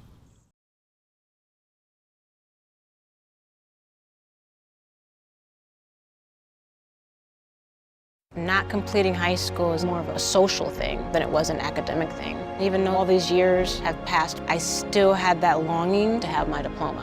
At age 30, Carissa finished her high school diploma. If you're even considering getting your high school diploma, you can do it. No one gets a diploma alone. If you're thinking of finishing your high school diploma, you have help. Find free adult education classes near you at finishyourdiploma.org. That's finishyourdiploma.org. Brought to you by the Dollar General Literacy Foundation and the Ad Council. Hi, I'm Peyton Manning, and I'm partnering with the American Red Cross this year to tackle blood shortages. Giving blood's important because every 2 seconds, someone actually needs blood, and unfortunately, only like 3% of the U.S. population donates. So we have to step up to give and to make sure there's plenty of blood available for those in need. Visit redcrossblood.org to get in the game and make an appointment to give.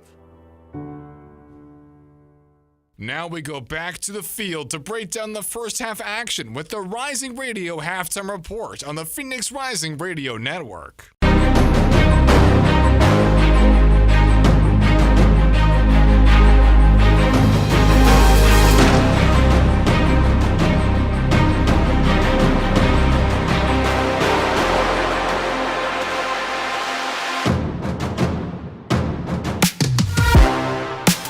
Welcome back to Rising Radio. 1-0 at the half between FC Tulsa and Phoenix Rising here on the Phoenix Rising Radio Network. It's an early goal for Alex DeLu in this one. That's the difference between these two teams right now. Ryan Sikora, Kevin Cardez, Mahir Sinhasan. But before we get to the halftime conversation, let's pause 10 seconds for stations to identify themselves here on the Phoenix Rising Radio Network.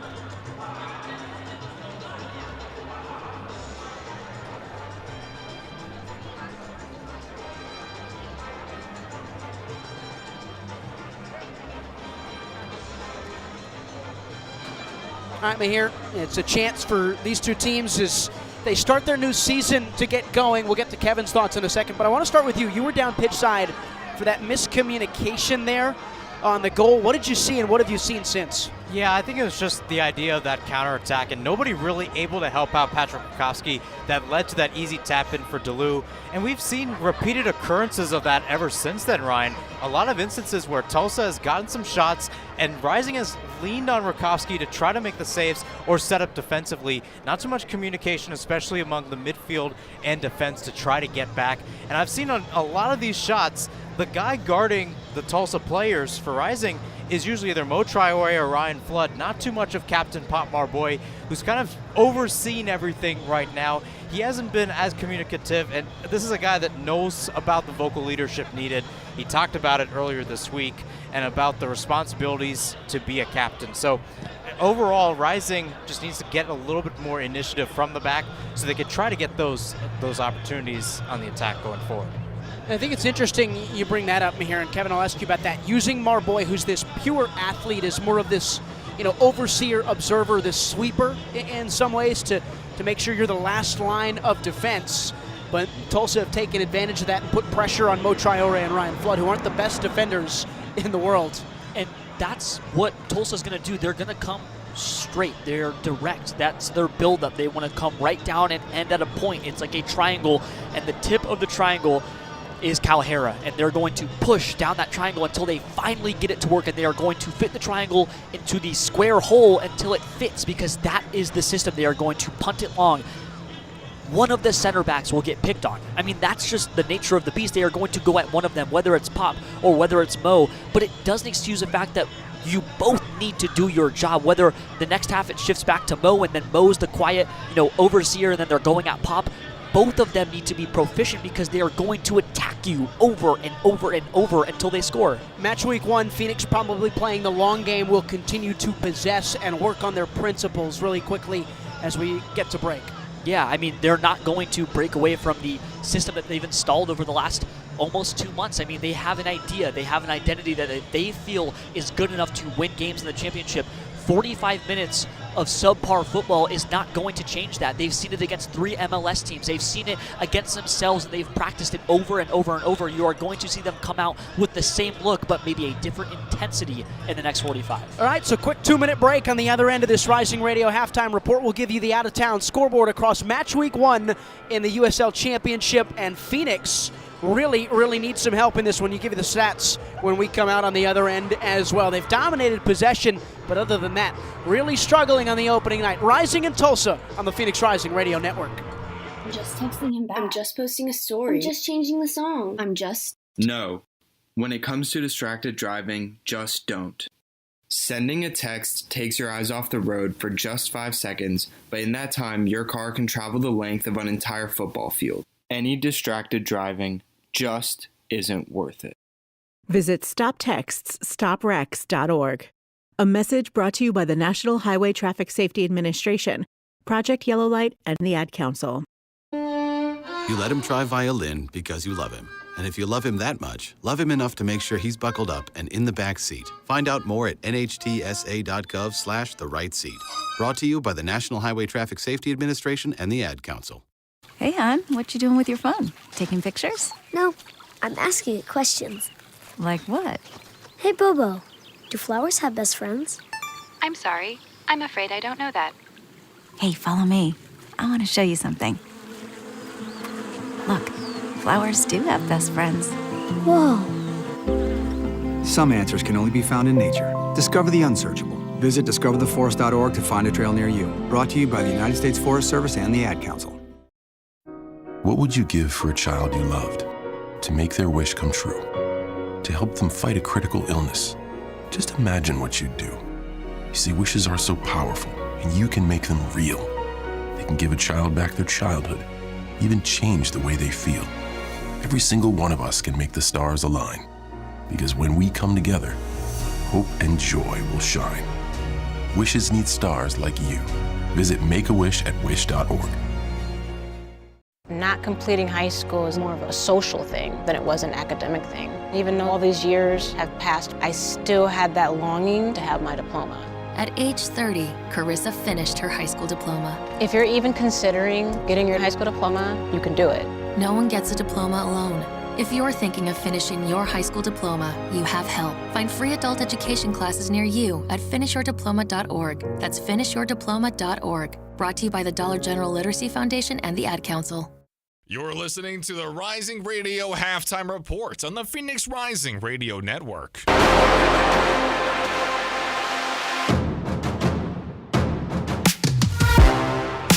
Welcome back to the Rising Radio Halftime Report. Ryan Sikora here. We'll go through some of the out-of-town scores in the USL Championship on match day number 1. A 1-1 draw in North Carolina between Pittsburgh Riverhounds and NCFC. Augie Williams gets off and running for Bob Lilly's Hounds on match day number 1. 2-0 Detroit over Miami. Bryant and Rutz, the goal scorers for DCFC on the road.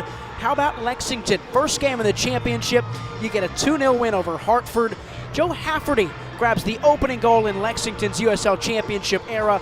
2-1 in the barn burner of the week. The top two sides presumptively in the Eastern Conference in Louisville City and Charleston Battery met at Patriots Point in South Carolina. Ray Serrano and Perez got the goals for Louisville City to counteract a Juan David Torres strike for Charleston. 2-1 in favor of Louisville.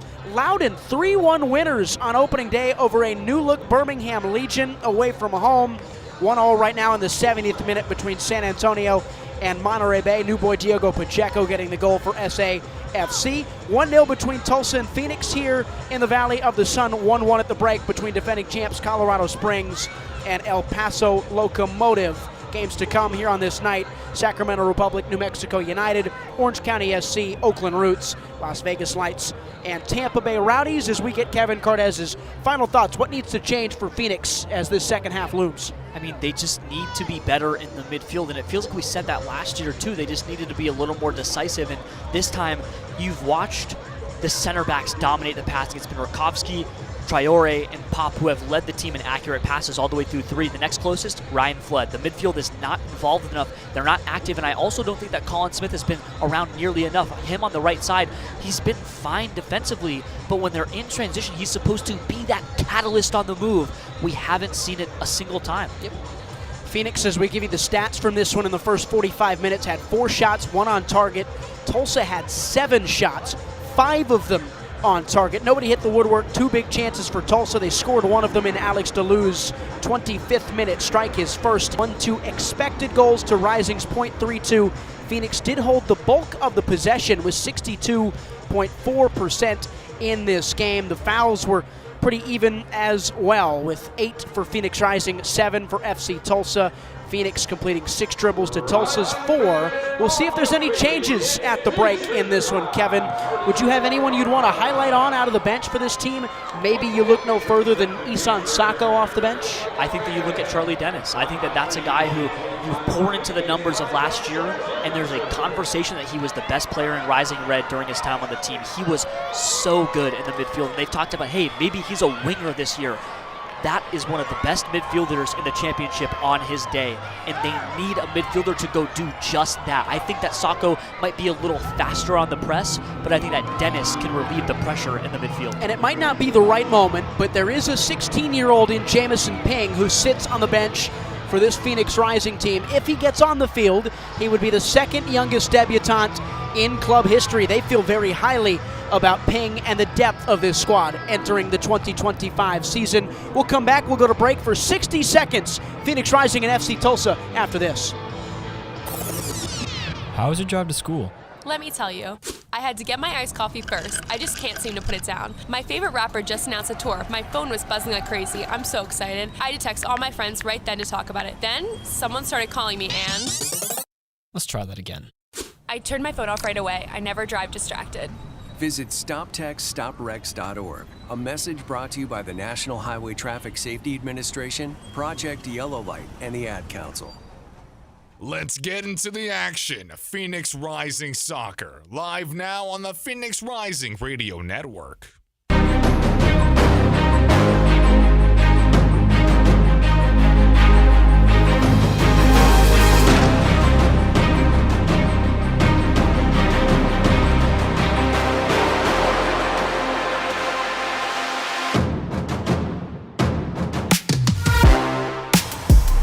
So the beautiful game is back once again this year in 2025, but Phoenix Rising a little bit slow to start this year. 1-0 down, 45 minutes gone to FC Tulsa here at home. Ryan Sikora, Kevin Cardez, Phoenix looking to make some momentum-shifting moves to start this second half. It might just be as simple as a locker room conversation. This is a team that has not played a USL Championship team together. They have played MLS sides, they have played a JUCO, they have played a MLS Next Pro Academy. They have played everybody but the real deal. And sometimes you need to go back, sit down, and be told, this is what needs to change, because this is a team with a very strong leader and a very strong heart. It needs to come out now. No changes for either side at the break as Rising will start first and drift towards the south end with Colin Smith getting the first touch for Phoenix, and then Pop Marboy and Mohamed Traore. Rising needing a goal here in this second half to at least gather a point. They'll have to defend in front of their frame as well. Smith, he's taken off of it by DeLu, who's been mighty to start this game, and Alex DeLu wraps Colin Smith to the ground and commits the first foul of this second half. 20 seconds in, Phoenix with the ball on the right side of their attacking shape. Back for Marboy and now for Mohamed Traore. Rising have had plenty of the ball at the feet of their center backs today, looking for more through their creative playmaker, Hope Aveyevu. Line splitting ball from Traore, cleared away by Rogers, and Traore will nut it all the way backwards to Patrick Rakowski, his goalkeeper, who was nervy at times, but also, did just enough to keep it 1-0. Could have been worse. I think it totally could have been worse. Rakowski, to me, had a solid half as the goalkeeper of the Phoenix Rising. I think that this is his opportunity, and that goal wasn't his fault. That flat out was poor play out of the back. He even got the initial save. At that point, what can you do? I mean, it's rough. Marboy. Rakowski will settle on the ground for Noble Okello. It's also pressing in what appears to be a spearheaded shape with their two wingers, dropping Calhera a little bit deeper and kind of rolling with a back five under Luke Spencer, with Rogers as the right-sided center back. Smith up through the air, a chance to chase for Formella. Won by Bautista. Ball in the sky for Sissoko. Cabral came through the backside of him, and it's a foul on Remy Cabral as FC Tulsa wins a free kick 90 seconds into this second half. It's not that it's not a foul, it's just frustrating because you know that Remy's trying to get started. He hasn't been involved in the game. He knows that. He hasn't been around enough, and although he is that floating number 9 who is a little more detached from the action, he is going to try to insert himself into the flow of the match by doing the little things, whether it's winning an aerial duel or winning a challenge. He's going to try to get involved. It's those little fouls that make you just go, he's trying to get started. It's not his fault that he can't. It's a game low 7 touches in the first half for Remy Cabral. Long ball from Peñaranda, header by Marboy, nestled down by Colley, feet of DeLu, chance to move for Calhera, good overlapping run from Owen Dam on his left, slings one in, headed away by Pop Marboy, only as far as Colley. And Rogers, Arthur Rogers, his orange boots take a touch, and now wide for Bautista, barely kept in and then turned away by Owen Dam, frustrated with his center back service to him there. It was a bad pass from Bautista as Tulsa wasted a chance. The Rising sort of shifted to a back five when they're pressing that final third for Tulsa. They are all the way back. You see Noble Okello sort of play all the way out wide on that right, and it makes this very compact back five shape with just 2 in front.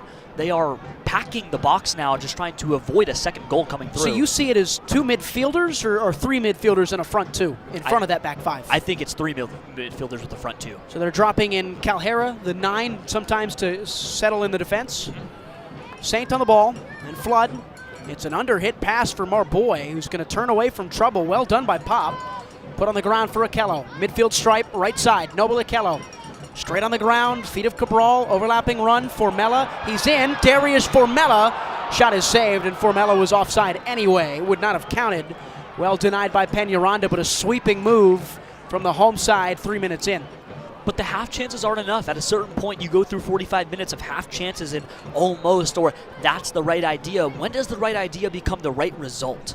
And that happened at times last year at the beginning of the year. You saw a lot of good things from what was then Danny Stone's Phoenix Rising, but it turned into a tough season in front of goal, just 34 in 35 games. Chance to roam for Rogers in his own half, the right center back, up over the top. It's cleaned up by Pop Marboy. Traore Saint turned away, but he turns it over for the second time today. A foot race between Calhera and Traore is won by rising center half Mo Traore. Smith turns away from DeLu. DeLu, Johnny on the spot to try and wrestle it back. He couldn't do so. Smith dances on the touchline, finds Saint, who finds Formella, and Phoenix will switch the play from right to left. 50th minute, Aveyevu. Phoenix trailing 1-0. Hope puts the ball on the floor to Damian Rivera. Tico touches, turns, drives the ball, back post, Cabral, Formella, denied away only as far as Carl Saint. And it's a stop from Peñaranda as Saint took it with the inside of his right foot and tapped one darn near towards Peñaranda at the far post. Well read by the goalkeeper. I just complained about the half chances, but now if you start to see it repeatedly, that means it's starting to break through. You still want to see Carl be a little more solid on the ball. You expect him to be sharper when the ball's at his boots, but now the Rising are starting to track and they're getting expansive, and the chances start to come off of that. Turning away, Calhera, and now Jallo. Chance for Dam. Owen Dam, the left back, running one-on-one with Colin Smith. Backwards he goes for Bautista. Colley, triangulation in midfield in the center of the park for Rogers, the right center back. Down the line, it's a good touch from St. Clair, and Rogers again.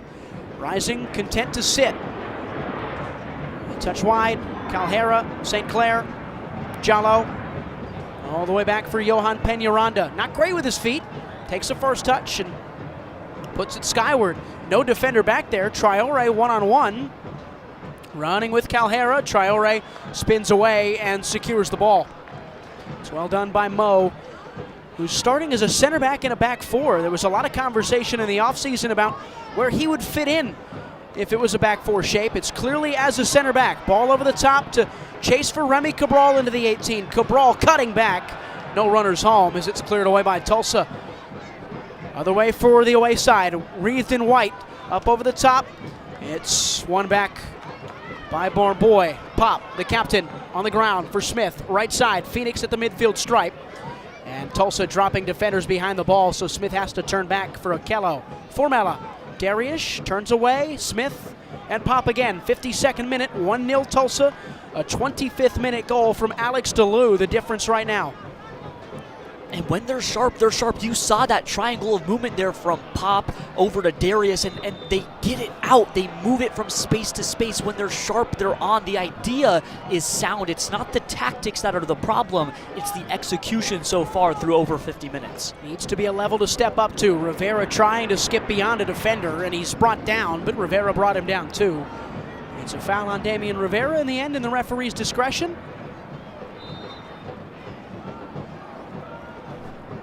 Sissoko as they reset short does Tulsa. Rogers over the top. Flicked along Calhera. Nobody away to make that run in behind. Traore touches down and they'll build again. A line skipping ball for Aveyevu. We've seen that a couple of times here this evening. Traore to Aveyevu and then back to Saint. Hope. He's got it from Carl Saint now and he gives it back to Traore, who gives it back to Saint. A metronome of sorts in this team is Carl Fred Saint. Ball over the top from Okello. He wanted to find Smith. It took a deflection off Colley. It's a throw-in for Phoenix. Carl Saint, a season ago at FC Dallas, his next pro affiliate in North Texas SC, completed 92% of his passes on 92 touches, which is very good on both metrics. Up into the 90th percentile on either side in the next pro ranks. So he's going to be a man who keeps the ball for Phoenix and retains possession a lot in the heart of that midfield. Rising will have a throw in the attacking third. 54th minute, right side. Smith will take it for Phoenix. He's supported by Cabral, chested down. Something for Formella to venture into the box. He's met in a sandwich. There will be no foul. As Formella went down easy, it's a goal kick for Tulsa. Thought there was a chance there. Not a foul. The right call from the officiating crew, but when you see a body go down in the box and you're down by a goal, you just want to go, let me see the spot. You want to see the point. There was no point to the spot. Close. No cigar. Have you noticed how strong Hope is with a defender on his back? Yes. Very low center of gravity, strong lower body. Makes him a dangerous piece in that retention 10 role. Turn wide and another foul as Tulsa win a free kick. just so strong, and when the reason why he's winning those challenges, you said at that low center of gravity, he's warding off guys who are 6 or 7 inches taller than him, and it doesn't matter because he's able to shield them off with his back and still keep the ball at his feet. That's what makes him so valuable, and his holding role in that midfield, like you said, has been so valuable tonight, especially when they can't really hold the ball in the midfield. Ball on the ground from Bautista.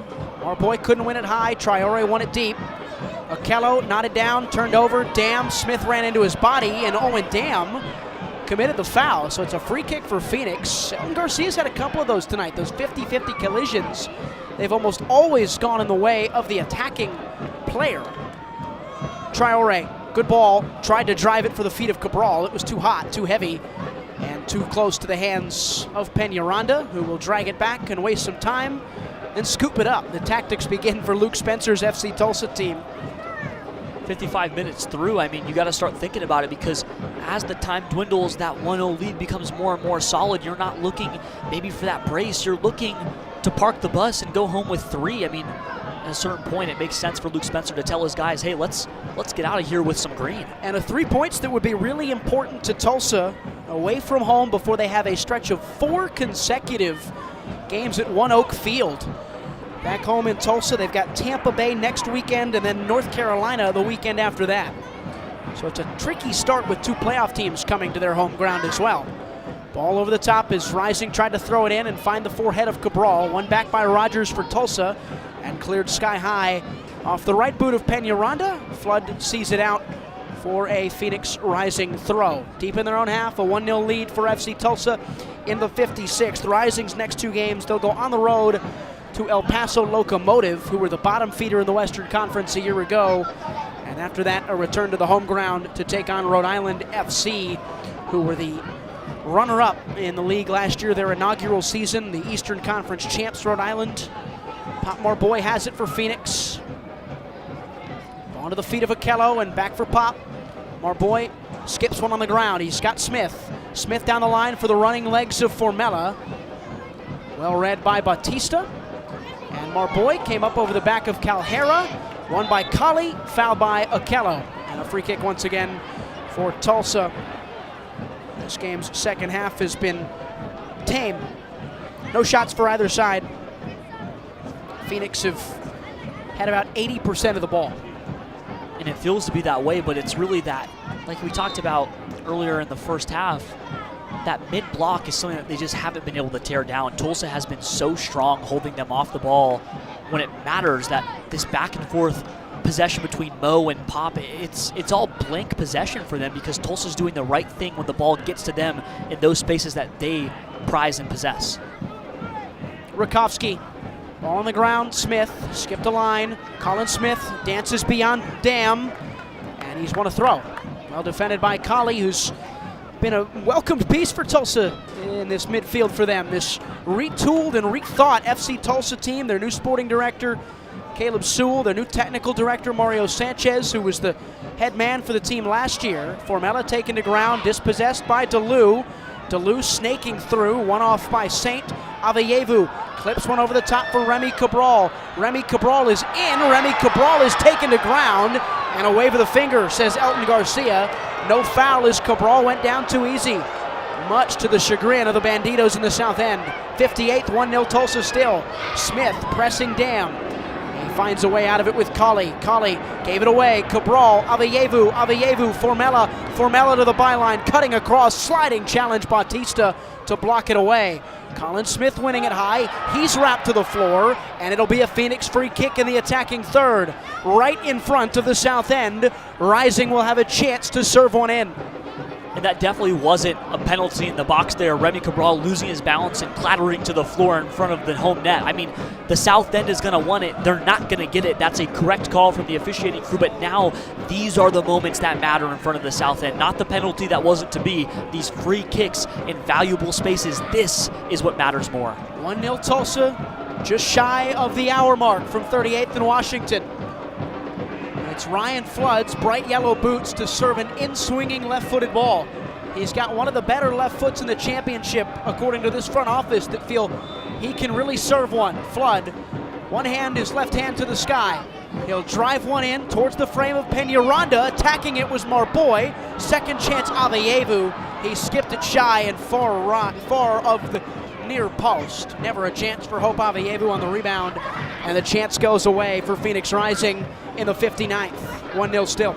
If Flood won't progress the ball, if he's not going to carry, if his main function is going to be hold the ball on the left and pass it back to the center backs, he's good for at least one of those a game. That was beautiful service from that left foot. You marked it. This front office thinks that that left foot is one of the best in this entire league, and it showed there. That was a beautiful ball. I believe the correct quote is, he's got a left foot that's a couple levels higher.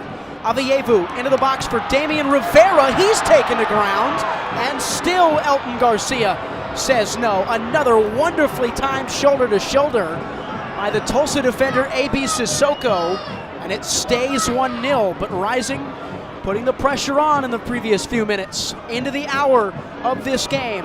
60 minutes in, Tulsa 1, Phoenix 0. And that one was a little closer. I'll give the South End a little more credit on that one. That was a little more contact than just a shoulder rub. It's approaching the moment that they think the South End might want. Other way, Calhera, fancy feet. Calhera lifts one skyward and out of the stadium. That'll take one bounce. Souvenir. And there's a chance for somebody to go get one into the car park. That's got to be a freebie, right? Go Ron? grab it. You got it. I got the towel earlier. You go grab it. Mute me. No, you got it. 1-0. We've played an hour, and Phoenix have been the better side so far in this second half. They've got 6 shots to Tulsa's 8 in this entire game so far. Rising still searching for that magical opening goal of the season. Orders being barked from the Tulsa touchline. Edwin Lazo is the first substitute to enter into this game. He enters for the goal scorer, Alex DeLue. That's a defensive midfielder for an attacking midfielder. Ball into the space for Aveyevu. He's grabbed by Lasso. Chance for Carl Saint up over the top. Headed away by Rogers. It was too short of a ball from Saint. Aveyevu comes in, wins it back. Flood. Aveyevu left side by Lasso. And it's a free kick for Phoenix. There was a foul beforehand on Aveyevu as Lasso went to the ground. Rising will play it short. 62nd minute, 1-0 Tulsa. Aveyevu, Okello, Traore, Okello again, looking to bend the ball wide for Colin Smith, the right back with a good first touch. Smith to the byline, looking to take on a player. He turns away, finds Noble Okello in the box. Okello striking hard. It's a great stop by Johan Peñaranda. That's why they paid him the big bucks in the offseason. Peñaranda denies. Rising win it high. Aveyevu, ball to the back post. Okello reaches his noggin to it. Cleared away by Bautista. And a chance to touch for Kali as he clears away. And Tulsa will really want to break on the counter here. Calhera giving it his all, but Traore cleans up for Phoenix. 63rd, still 1-0. Still Rising on the front foot in this game, Kevin Cardez. They're getting the foot on the gas pedal, but they need to slam it to the floor. It's these moments. But Peñaranda, he has been quiet all night because they have let him be dormant. What they haven't found out yet is how good Johan Peñaranda is. And when they do break through, now they have a new challenge. You've gotten through the mid-block. You've gotten the shot on the goal. And now perhaps the best goalkeeper in the USL Championship is all that holds you from scoring your goal. Awesome. Again, Lasso comes in to replace DeLue for FC Tulsa. Marboy, Smith, Okello, Smith again down the right side. That's a crunching challenge. It's a throw for Phoenix. Smith will throw it quickly for Noble Okello. Down to the end line. Okello wins a corner kick for Rising. Right in front of their substitutes warming. It's a good group for Phoenix. Isan Sako, Charlie Dennis, Jamison Ping.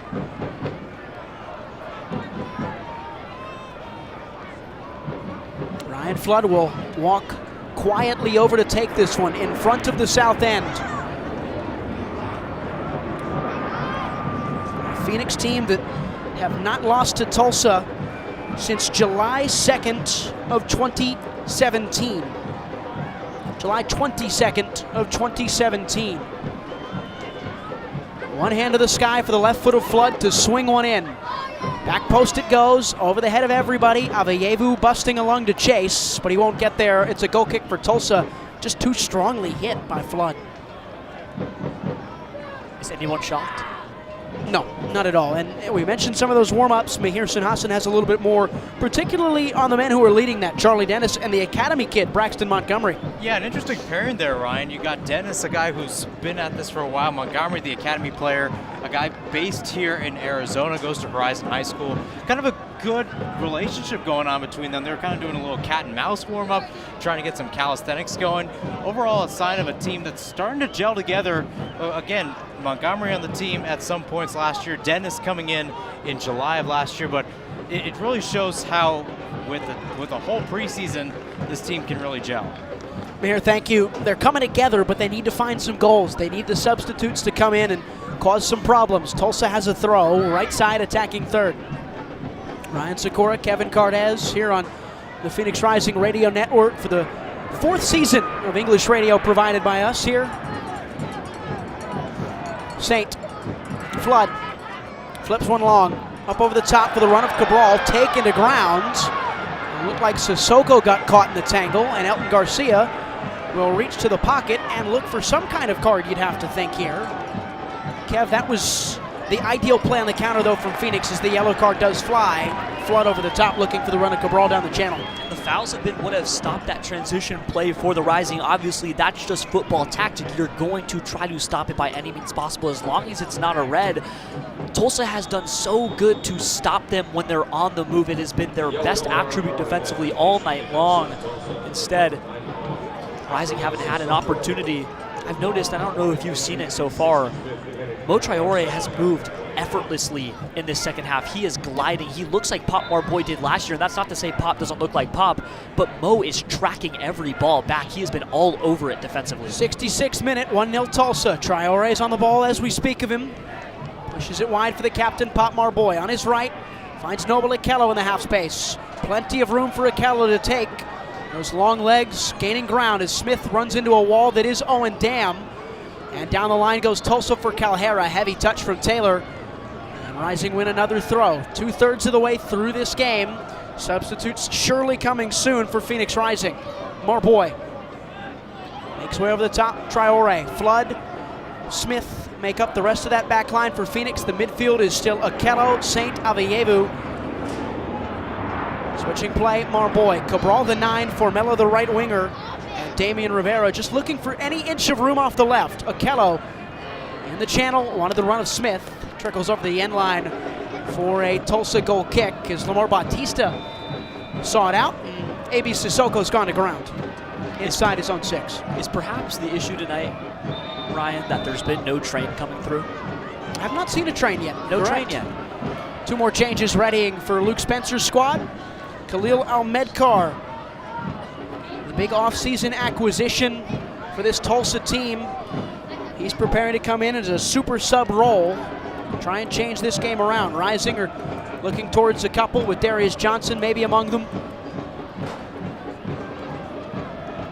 Darius Johnson has his training penny off. Don't know if that means that he's maybe going to walk over in a few moments, but there's a chance. I mean, I thought that Darius was going to start this game. I thought that there was a chance that he would be up there, be that pacey, aggressive, and more importantly, pressing winger. He didn't start, but I think that he'll get in at some point tonight. Tulsa have checked in on Sissoko. He's going to come off anyway in this game. Delence Pierre will make his FC Tulsa debut. Center back for Luke Spencer's team. Pierre, 24-year-old from Coral Springs, Florida, has represented Haiti at the youth level. He won a title last year as a bench piece for Colorado Springs. He'll come in a like-for-like swap as Ahmedkar will replace Taylor Calhera.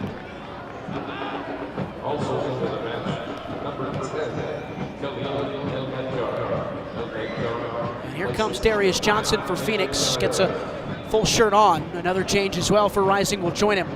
Sissoko hobbled as he walks off the pitch. 69th minute. A nice sight for FC Tulsa, 1-0 in favor of the away side. Over the top it goes. Tulsa has it. Won by Traore, strong out of the air. Nods down for Flood. Left side for Phoenix in the attacking half. One back by Tulsa. Over touch for a throw. And now Darius Johnson's going to come in here and he's going to try to provide what his entire question has been as a profiled player. It's can you give me the end product? Can you give me the final result? I don't need somebody who's going to press a winger right now. I need somebody who's going to go get me a goal. If they think that that's DJ, he needs to show it right now. Tulsa throw. Right side, defensive half. Into the 70th minute of action. Won by Flood. Second ball, Traore. Into the center of the park, thrown into the mixer. Formella nods it down. It's claimed by Aveyevu. Overlapping run from Colin Smith. Smith into the feet of Formella. Fine move. Okello, low-driven ball, whipped away by Pierre. Last-ditch defending from Tulsa, and Delence Pierre is Johnny on the spot to deny any space for Remy Cabral. Phoenix go again quickly. Formella, right side. Okello drives another one towards the back post over everyone's head. It's a Tulsa throw on the far side now. 2 changes for Rising. Isan Sako will make his Phoenix debut, and Darius Johnson will enter the game for Pamadou Ka's club. We'll see who they replace in this game. You'd imagine like-for-like swaps. Likely the scenario here, Kevin Cardes. I wouldn't be shocked if Sako came in for Cabral. As he does. Nino Sako in for Remy Cabral. Then you wonder, is Rivera going to come off for DJ, or will they maybe swap it around, push Formella off the pitch? I'm not too sure yet. There goes DJ. That was a very calm, cool, and collected 30 seconds there on the touchline before they both left on. They were just head down, both of them in the exact same stance, arms crossed. They know that a goal needs to come, and both of them are coming on with that in mind. Job at hand in the 71st. Rivera off, Cabral off. Sako on, Johnson on. Phoenix down a goal, 20 to play. Maybe one of them can provide the moment of magic in Pamadou Ka's first game in charge of Phoenix Rising. Owen Dam a touch, hounded by Smith. He has to drop it back for Bautista, puts it into the path of Kali, who's muscled off by Marboy. A throw for Tulsa, taken by Dam on the left side. They've moved Stojanovic to the number 9 spot to replace Calhera. El Medkar has taken Stojanovic's spot on the right wing. Kali turns away from Smith, but Colin Smith won it back. And he wins a foul in the process. Giordano Kali a little too handsy with Phoenix's 21-year-old right back. Meanwhile, we've had a Tulsa defender, a substitute rather, climb up the stands at 38th in Washington to presumably go to the toilet, and he's returned to the field of warm-up. Potmore boys on the ball, 72nd. This league. Okello turns away from trouble, pivots back for Saint. The 6 sees one to the side for Flood, up over the top. A good touch for Darius Johnson. Into the 18, he drives. One back well by Tulsa, and a goal kick for this club. This league, this club, this Phoenix Rising needs to be sharper. I mean, we talked about earlier, though, Colin Smith asking him to be a little more involved offensively. He has really grown into the role over the last 70 or so minutes of just being a defensive right back, but that's just not why he's out there right now. The system is demanding him to do more. Ball over the top, Stojanovic off his chest, nods it wide for the left back Owen Dam. 73rd, Tulsa nursing a lead in behind, a run for Kali. Well done by Pop Marboy. Rolls it quickly to his goalkeeper, Patrick Rakowski. A start for Pat as the Phoenix Rising man in net. Traore wide. He's got his left back Ryan Flood, who's you'd think only filling in because Emil Quaisho is out with a lower body injury. Flood over the top, too close of a driven ball. Peñaranda will see it out for a goal kick. Formella's just not fast enough to get to these long balls. That's really been his issue as that right winger so far through tonight. He's not able to track down those long balls, and he's also not able to make up the space and get to those curving, overlapping runs that the ball's being served to. He's just not there. He thinks he's a striker. Formella wants to be a striker. That winger role for him doesn't allow him to go be that fast guy. Ryan Flood's stuck on the ground as Greg Spence, the head physio, comes out to treat him. Time continues to tick here. 74th minute, 1-0 Tulsa. A meeting of the minds in the Phoenix Rising technical area. Okello, Smith, Marboy come to grab water as Pamadou Ka barks orders to his newly introduced substitutes in Isan Sako and Darius Johnson. The only other two attacking players on the bench for Phoenix are Charlie Dennis, the wildly creative central midfielder, and the 16-year-old Jamison Ping, who will search for a debut tonight if it's the right moment. Jamo, junior at Valley Christian High School, will become the second youngest player to debut for this Phoenix Rising team as they ready Braxton Montgomery into this game for Ryan Flood. So his injury clearly too much to continue as Montgomery, the 17-year-old Horizon High School product, will come in for Phoenix Rising and play in a left back role. 34 on his back, Braxton Montgomery, Red Sox white shoes. A right-footed player naturally who first played as a left back this preseason under Pamadou Ka, and he is the first academy player to see minutes. Up into the air, Okello wins it. Phoenix will attack it with Avievu. Got to the ball first, he's tripped up by Jallo, and Montgomery will come in and secure that left back spot as Phoenix search for a goal, 15 minutes to play. I didn't have it on my bingo card, Ryan. I didn't have Braxton debuting before Jamison anywhere even in my thought process as we led up to this game. All of our prep has been Jamison Ping, the youngest debutant, second youngest. I think that's now Braxton until Jamison. He's somewhere in the, I think, 5 to 6 range. Avievu, service, nodded off before it could reach the 18. Touchdown by Traore, couldn't get out of trouble. He's got a foul, and he will. That's a tactical one. It stops Tulsa's counter in its tracks. No card, though, for Mo Traore there. Not an aggressive foul there, just one of, it honestly looked like there was intent to go for the ball, and I think that's the big difference between that and just a take him out foul. I think Traore did all the right things there, but the right things haven't led to the right results. Ball over the top from Tulsa, putting Montgomery under pressure, shields off Almedcar. What a tough challenge as well. You've got to deal with Khalil Almedcar, the 25-year-old from Delaware, who's been one of this league's top creators the last couple of years in limited minutes with Loudoun United. Formella checking in, right half space for Phoenix. They've got the ball, 77th. They're down a goal. Saint, side to side, he moves it for Montgomery. First professional touches for Braxton. And pushed back into the feet of Johnson, Montgomery, Traore, and Marboy. So much room for Pop to roam. Can he find the space? Snuck a ball in. Sako got there first. Okello got there second. Stops it on a dime. Noble Okello looking for help. Clipping ball, back post. Run of Avievu headed away by Arthur Rogers. Avievu put under pressure, and he has won a throw-in for Phoenix. 13 minutes to go, plus stoppage time from 38th and Washington. That beautiful play that stunned MLS sides in the preseason hasn't come. They're no longer direct. They're so wide, and it feels like last year's Rising just trying to cross the ball in and create a little bit of chaos.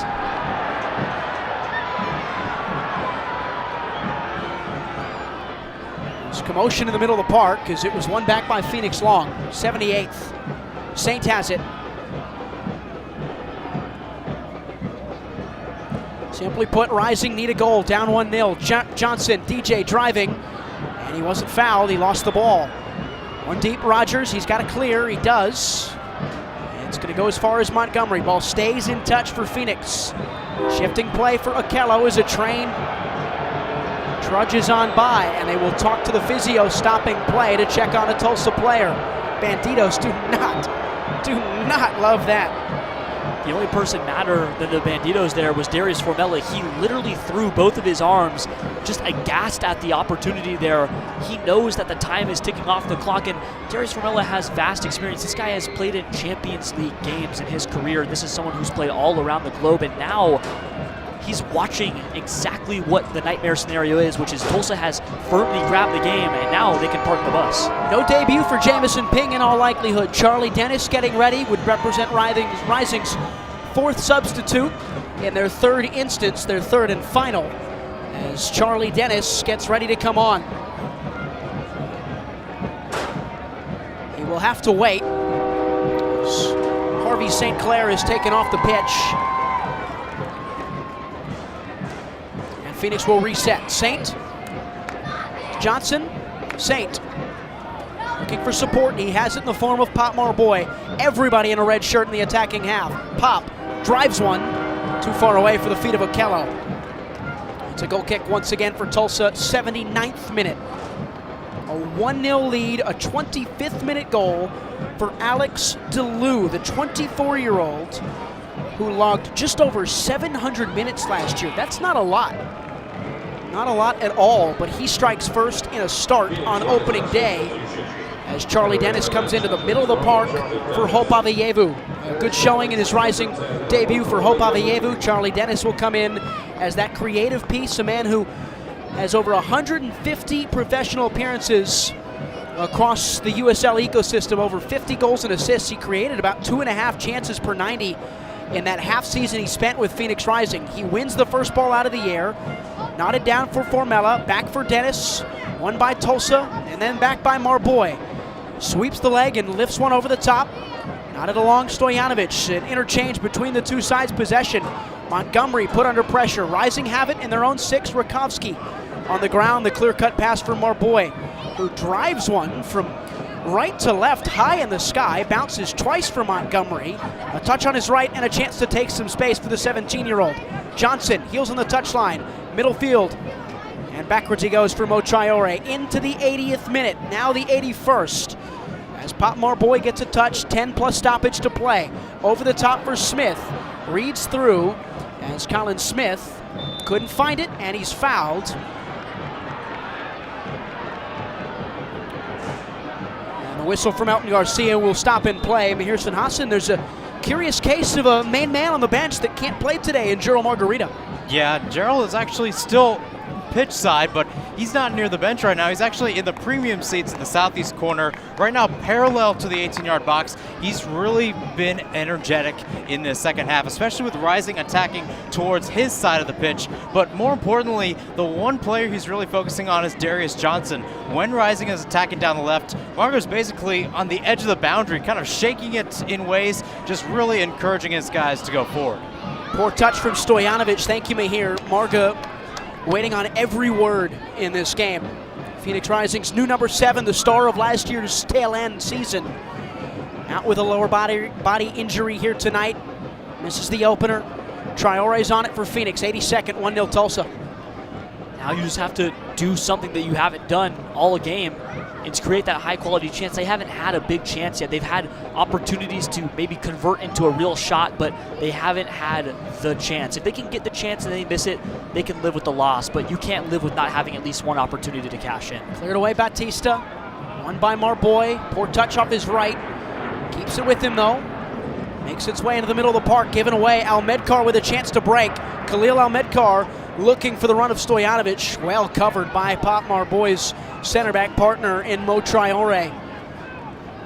A crucial intervention to keep this game close. Dennis and Traore again, and Marboy. 83rd, right half space, defensive side for Pop. Slings it along the ground. Tulsa sliding back into a back 5 now. They are officially parking it now. You have to beat us.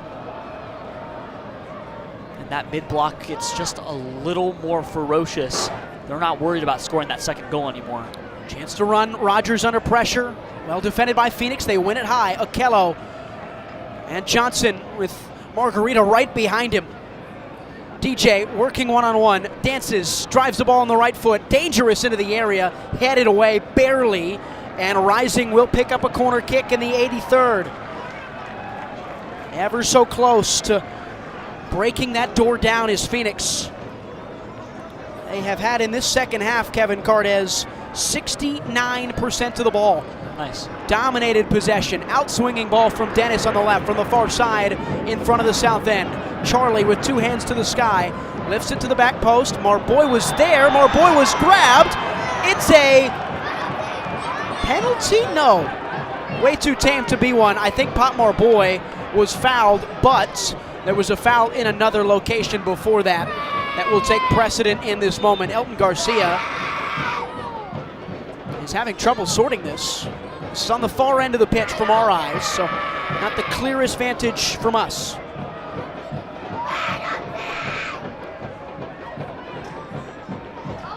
And it's a foul in the box on a Phoenix Rising player. So apologies for that. It was a weird one to sort out. Peñaranda will take. After all of that, it's practically a goal kick as Okello, sky high, swings it wide for Montgomery. A good touch forward from Braxton Montgomery. 84th minute, wide for Darius Johnson. Darius Johnson driving one-on-one, full head of steam. DJ crosses to the back post. Nobody home. Goal kick, Tulsa. And we've talked about all offseason that DJ needs to add that end product. He needs to really learn how to seal the deal, but in the first few minutes that he's been on the pitch, it's undeniable that good things happen when he's on the ball. He is explosive, and he breaks down that back line that so far none of the other wingers that have been on the pitch tonight have been able to do so. He's fast enough to beat his man, and although he might not score the goal, he is making things happen that haven't happened all match. Peñaranda to take as he hustles all 20 bodies on the field into the same 20-yard space. 85th minute, header won by Saint, throw in for Tulsa. Left side, Pamadou Ka, his opening match in charge of Phoenix Rising. Luke Spencer the same for FC Tulsa. Two new managers in a Western Conference that one will figure to be as wild and wacky as it has ever been. So many teams that are so very much the definition of the middle ground. Formella nods along. Dennis couldn't arrive to it. Cleared away by Batista. Montgomery will chase, try to keep it in touch, and does so. 86th, 1-0 Tulsa still. Alex DeLue, you would not have figured him to have a chance at the winning goal tonight, but here it stands the case. Marboy, Dennis, week one, match week one, opening night for Phoenix Rising at home. Down the line for Smith, courtesy of Dennis, advantage played. And as a Tulsa defender got there first, it's brought back for a Rising free kick. Ryan, have the Rising connected on a single overlapping cross? Doesn't feel like it. I don't think that they've gotten to a single ball that they've played through multiple lines like that. They have skipped some. Pop has made the pass a few times, past maybe a Carl to a Hope, but they haven't connected on that long run. Traore on the restart. This crowd of 6,000 starts to cycle out of this downtown located stadium. Third year here for Phoenix Rising. Montgomery, Traore, Marboy, a touch on his right for Pop. First game as captain, you'd have to think he wants to find a way. Marboy, Okello, good ball for Charlie Dennis. Dennis into the box for Sacco. Isan Sacco dances onto his right, creating space for himself. Sacco into the 18, finds the feet of Dennis, wrapped away by Lasso. Cleared by Tulsa, only as far as Marboy. Hounded by Almedkar, and back for Traore. 87th. Saint, center of the park, just outside the center circle. Puts his sole of the foot on the ball. Dishes wide for Pop. And now Smith, defended well. Dennis using his body to create some space. Charlie on his left, lifts the ball into the area, headed away. Grabbed by Okello, the octopus, slicing down, and collected again by Montgomery for Phoenix. Saint surging forward, skipping a ball wide on the ground. Here's a right-footed chance for Smith to the first post. A poor cross from Colin Smith. Never even gave anybody a chance. And another goal kick for Tulsa as another defender falls to the floor. 88th minute, 1-0. Tulsa with the advantage. Tulsa with the time to waste, Kevin.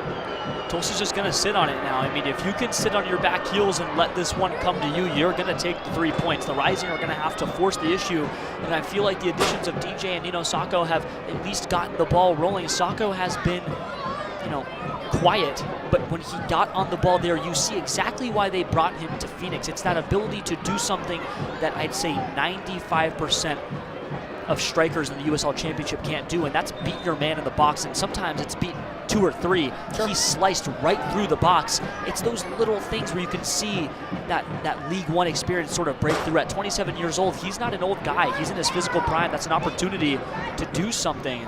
You see it when he hits the pitch. 2/3 of the ball tonight, but nothing to show for Phoenix Rising. 66.3%. Into the 89th. We'll surely see 4 or 5 minutes of stoppage time. A change for Tulsa. Faisal Batash will come in to see this one out. He's replacing Owen Dam. A good showing for the 21-year-old Kentucky native Owen Dam, and Faisal Batash, who's played against Rising before He appeared in the Open Cup match against Seattle Sounders last year, was playing for Tacoma Defiance at the time. So Batash will step onto the pitch. Giordano Colli will move wide right. Another change as well for Tulsa as they hand a chance to Patrick Segrist, the left back. Stefan Stojanovic is replaced. Now Medkar's being asked to play as the striker. 90th minute. Again, we will certainly see 5 minutes of stoppage time in this game by my count. Okello over the top, won by Lasso. Head tennis ensues as Lasso thumps it forward. Marboy and Traore read the same ball. It's won by El Medkar. Back for Lasso. Driving forward is the Colombian, Edwin Lasso. Off the leg of Saint, scooped up by Rakowski. 30 seconds till the end of the 90. 1-0 Tulsa. They've got the advantage on opening night. Marboy on his right, looking for options. Nobody showing, everybody running away. Traore, that kind of moment in this game. Everybody wanting to venture forward. A good skip pass from Traore. Finds Formella. He's taken off the ball fairly. Okello sweeps it up. And now Traore again. Switches play. Heavy touch. Marboy corrals it on his second though. Pop into the box. Dangerous ball. A chance skips over the bar. A beautiful ball from Pop Marboy for the forehead of Dariusz Formella. And a chance goes away kindly for Tulsa. Still 1-0. A beautiful ball from Pop Kevin Cardez. And you just have to hope that that wasn't the best that you'll get all night. If you waited 90 minutes and that's all you get, you would hope for something at least on the foot. That was a fantastic ball from Pop Marboy, and there's not much more you can do if you're Dariusz. You have to at least try to head it down. He does all that he can. He gets to the ball in time, but it's just not on target. An encouraging 7 minutes of stoppage time for Phoenix Rising. Into the 91st, a long ball from Peñaranda. Won by El Medkar, second chance Traore. Well, we've got the chance. We'll pause 10 seconds for stations to identify themselves here on the Phoenix Rising Radio Network. As Rising venture forward. Saint, Montgomery, Saint again. Whipped into a wide area for Pop Marboy. Settled in, Sacco dropping deep, trying to get on the ball. Pop, 92nd, 1-0 Tulsa. Saint leaves way for Traore in the middle of the park and pushed wide for Noble Okello, who's been everywhere, the 6'5 midfielder. He finds its way to Formella, who goes back to Okello. Noble nudges it wide. It's Marboy again. Feet of Dennis, spinning away. Dennis looking for room. Charlie Dennis crossing himself. Back post, attacking with Sacco. Cleared away by Tulsa. Well done by St. Clair. It'll go out for a Rising throw. Montgomery will take it quickly. Back for Traore. 7 minutes of stoppage time. We're 2 minutes in. Rising trail by a goal. Mo Traore on his left. Lays one along the ground. It's Pop. It's powerful. It's pushed forward. It's Dennis. Now wide right for Smith. Colin Smith looking, driving, byline, crosses low, and won by Tulsa. Cleared away by Batista. Back all the way to the midfield stripe for Rakowski. Traore will look to distribute again. Phoenix have dominated this second half in terms of the possessional numbers. They've got 67% of the ball in this game, yet no goals. Okello sweeps the ball in. It's cleared away once more by the white shirts of FC Tulsa. And a whistle from Garcia to have a conversation with somebody in a Tulsa shirt. All this possession, all this time, and now more and more time spent in the final third for the Rising. Hate to hammer the point home, but when do you get it done? Who's going to do it? I'm not too sure. Smith will throw short. He's got Dennis. Tick, tick, tick, tick, tick. Charlie, he's got it back on the left foot to the back post. Nobody attacking. Peñaranda high pointing and claims it as the goalkeeper for Tulsa. He will sit on this ball and waste precious time away. FC Tulsa looking for their first win against Phoenix Rising in 2,786 days. They have won just once on the road against Phoenix. That came all the way back in 2016. Over the top, Traore's claimed it. Smith couldn't get the second. Dennis could get the third. Charlie turns back. A beautiful wall of white in front of him. Rakowski, 94th. On the ground he goes for Potmar Boys' right foot. Colin Smith left it and let it go. He slipped as he tried to corral it on the ground. Good pressure from Segrist, and Tulsa have a throw-in. Watch Potmar Boy get loud. Now he's yelling. Now Pop is yelling. The armband starts to get a little louder as this game draws closer to its conclusion. See Pop be the captain. I think a caution may have just been, or a warning at the very least, issued to the Tulsa touchline. As Potmar Boy came in through the backside of El Medcar. It's a free kick for Tulsa, and more time can be wasted. 3 minutes to go in this game.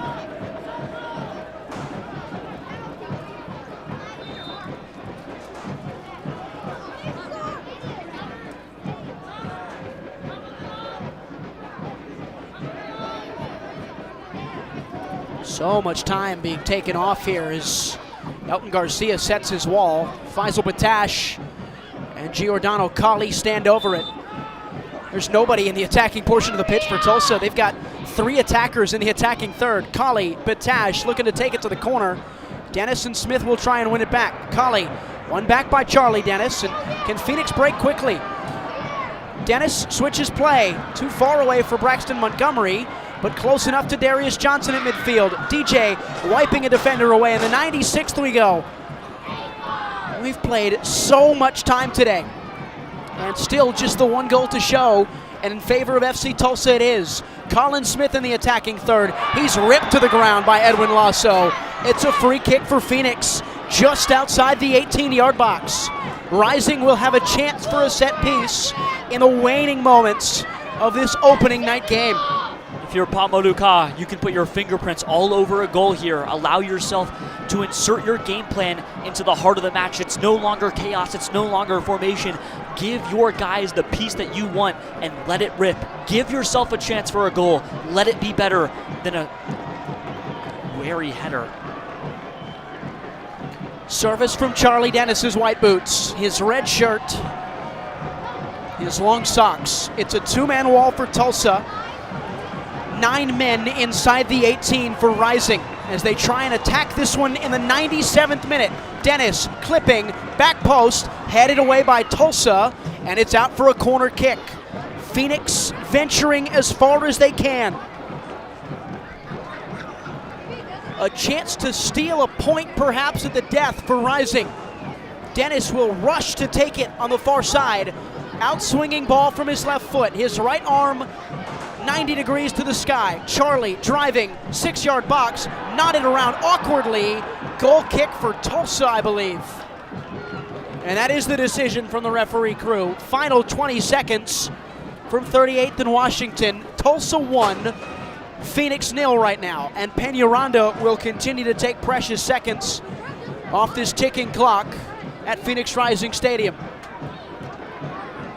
you ever seen someone so focused on the exact blade of grass where that ball needs to go? Peñaranda knows the mission here. See if you can get the 3 whistles on your own. He's going to adjust his gloves, touch his shin guards, everything but kick the ball. Final whistle, 1, 2, 3 from Elton Garcia. It's a match week 1 win for FC Tulsa as Phoenix Rising can't quite find the finishing touches to open up the Pamadou Ka era. A match-winning goal in the 25th for Alex DeLue. That's the difference here from 38th and Washington, Kevin Carnes. I mean, it feels like 2024 all over again for just a moment, and you hate to go back to that, but a guy who did not score a single goal last year is the guy who drives a dagger in your home opener where you're trying to express to the league and the fans and the people around your organization that this is a new start, a fresh team. We are going to score goals, and you don't even really create a chance. A staunchly professional performance from Luke Spencer's Tulsa side. The Patina Green come on the road and win in Phoenix for the first time since 2016. They end an 8-match winless run against the Rising. I mean, of course, it comes like that. It's just, it's a hard one to swallow. if you're the Rising, beyond even just the fact that you didn't score, you wanted to win to set the tone, but you didn't even play well. If this was one where it just didn't go your way and Peñaranda did his thing and he was just stopping everything that came his way, you can live with that. You can live with being stopped by the best goalie in the entire championship. You can't live with the poor performance, and this was far from a great one.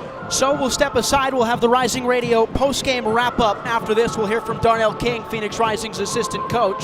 1-0, the final. Tulsa grab an opening night win in the USL Championship and start their 2025 on the right foot for Phoenix. They'll have a chance to get back to the drawing board next week on the road against El Paso Locomotive.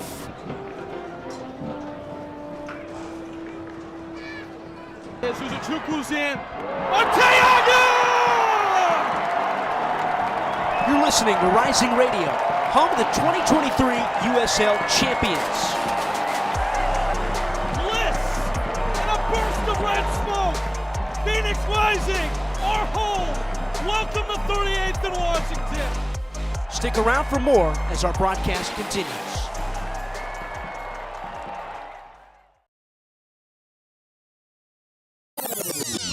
How was your drive to school? Let me tell you, I had to get my iced coffee first. I just can't seem to put it down. My favorite rapper just announced a tour. My phone was buzzing like crazy. I'm so excited. I had to text all my friends right then to talk about it. Then, someone started calling me and... Let's try that again. I turned my phone off right away. I never drive distracted. Visit StopTextStopWrecks.org. A message brought to you by the National Highway Traffic Safety Administration, Project Yellow Light, and the Ad Council. Babes, what are you doing? What? I'm just mowing the lawn. No, it's blazing hot and dry out here. Don't you remember? Smokey Bear says. Avoid using power equipment when it's windy or dry. Where'd you learn this? Oh, it's on SmokeyBear.com with many other wildfire prevention tips. Right. Thanks, Honey Bear. Because remember, only you can prevent wildfires. Brought to you by the USDA Forest Service, your state forester, and the Ad Council. Hi, I'm Peyton Manning, and I'm partnering with the American Red Cross this year to tackle blood shortages.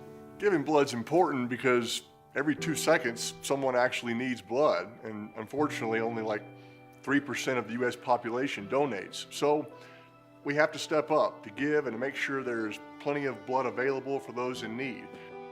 Visit redcrossblood.org to get in the game and make an appointment to give. You let him try violin because you love him. And if you love him that much, love him enough to make sure he's buckled up and in the back seat. Find out more at nhtsa.gov/the-right-seat. Brought to you by the National Highway Traffic Safety Administration and the Ad Council. Time for one last kick of the ball on tonight's match. It's Rising Radio postgame wrap-up on the Phoenix Rising Radio Network.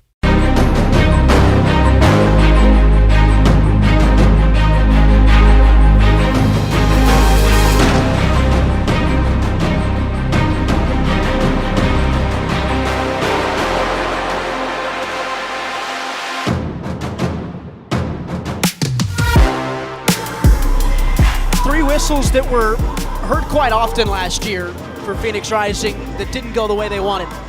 After an 8th place finish in 2024 and a first round exit in the USL Championship playoffs, it's a match week 1 defeat at home for Phoenix. 1-0 the final score as FC Tulsa take the result courtesy of Alex DeLue's winner in the 25th minute. Ryan Segura, Kevin Cardez here for the postgame wrap-up. We'll be joined by Darnell King in a moment, but Kev, we'll start with this. The signs for the long-term success are there for Phoenix, but the problems from 2024 presumably carried over into opening week tonight. I said it about, a few minutes into the second half. It's not the tactics, it was the execution. You saw that when the passes were crisp and clean and the players were moving where they were supposed to, that the model and the system worked. Pa Motoka's vision came out on the pitch, but for about 65 or 70 minutes, it wasn't sharp enough. There wasn't enough clarity. There wasn't enough cleanliness on the passes. It just wasn't enough. And so if this is going to succeed, the midfield needs to rise to the level. That was, for me, where it starts, because you can't get the guys up front. The service without the midfield being able to progress it. And if this system is going to work, you need Sainty to be better. You need Okello to be better. Avayevu was fantastic, but it starts in the middle. And if this is going to be a long-term project that ends in success, they need to rise and meet the USL Championship level, not fall below it. Yeah, Hope Avayevu won the most fouls of anybody on the pitch today with 6. That's a lot in the game. He completed a ton of passes, was an incisive piece when skipping the lines. They've got to feed him more. They've got to create chances through him. What did you make of the front three really quickly of Phoenix tonight with Damian Rivera off the left, Remy Cabral playing 70 minutes through the middle, and Darius Formella going to 90 off the right? I mean, what are you supposed to do? One, you're missing your superstar. Jural's not out there, and you know that if he's healthy and he's able to go, he will start every game in Rising Red throughout this entire year. You know that for a fact. It's hard to deny it, but what are you supposed to do when you get absolutely no service? Damian Rivera didn't have a good night because the ball never got to him. What are you supposed to do with no football? You're trying to hit the open space, but if you don't have the ball, you can't do anything. Yep. So I feel for the front three because what on earth are you supposed to do?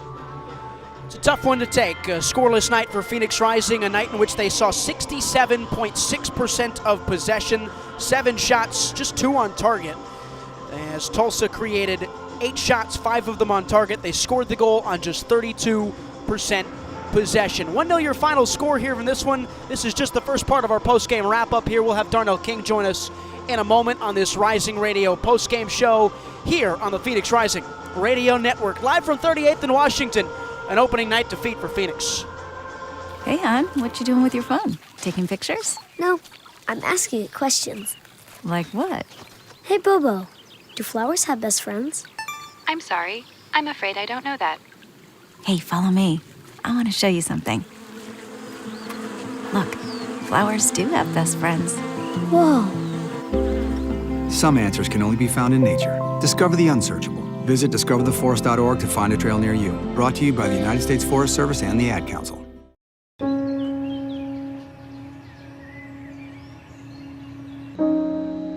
This high school gym used to be packed most nights. Not anymore. Do you know why? Because bad behavior by fans, especially adults, has caused a shortage of game officials across the country. You see, without officials, we can't have sports. Don't let this become reality. It's time for a change. Let's bench bad behavior for good. Every day we take steps to keep the people we love safe, but some health risks are easy to miss. Ticks hiding in the yard can spread germs, like the ones that cause Lyme disease. Mice searching for food can spread bacteria that makes us sick. Mosquitoes lay eggs in standing water and can spread West Nile virus and more. Cockroaches are drawn to water in the home, leaving behind allergens that can trigger asthma attacks. Common pests can threaten our health. Learn how to protect your family at pestworld.org. The sun's shining, birds are singing, and all feels right in the world. Until the season changes, and suddenly you lose your motivation to get out of bed. In fact, 1 in 5 people experience some form of depression, no matter the season or time of year. At the American Psychiatric Association Foundation, our vision is to build a mentally healthy nation for all, because we want you to live your best life and be your best you all year round. Please visit mentallyhealthynation.org to learn more. This is the Rising Radio post-game wrap-up on the Phoenix Rising Radio Network.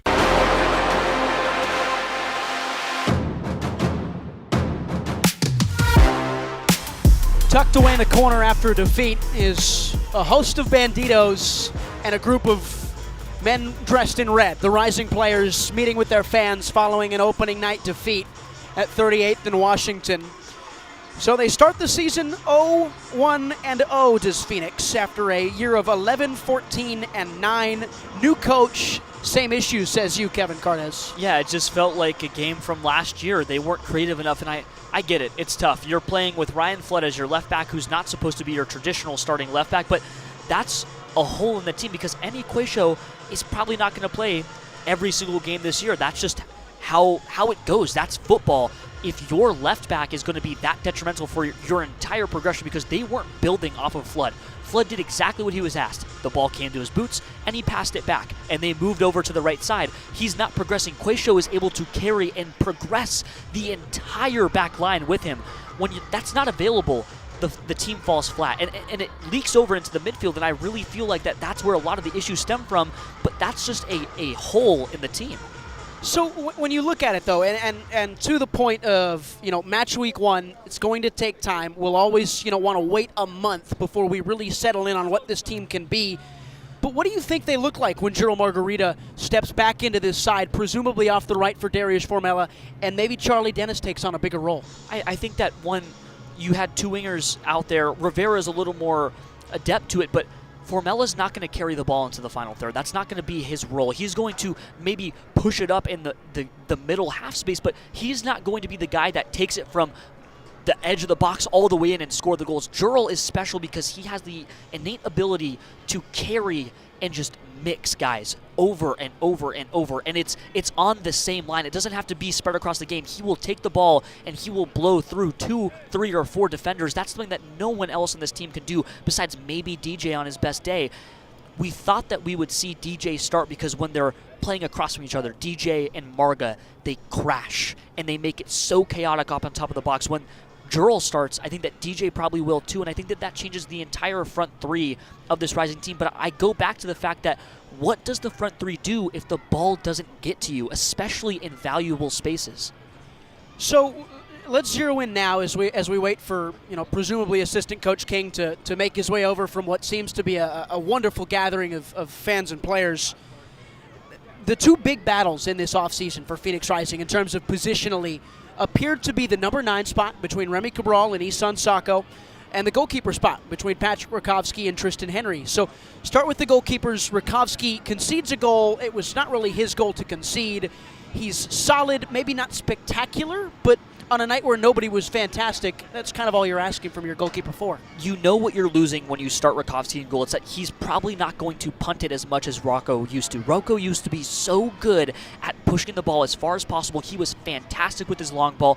Rakowski's not going to do that nearly as much, but he's fine enough in the short course that you can build out of the back slowly with him and make it work. But when your left side isn't inept enough to actually get it and push it forward, that's when the issues start. But I thought that Rakowski was fine. I thought that he was in the right spots at the right time. You said it. His goal that he conceded was not his to concede. I didn't think that was his fault. He made the save, and no one did him any favors after. I don't think that the keeper spot was the issue tonight. And then Isan Sacco, who came in around the 20-minute to go mark for the starter, Remy Cabral. That was a really interesting one, a player with some pedigree, and Remy Cabral, who's had goals as recently as 2 years ago in MLS Next Pro.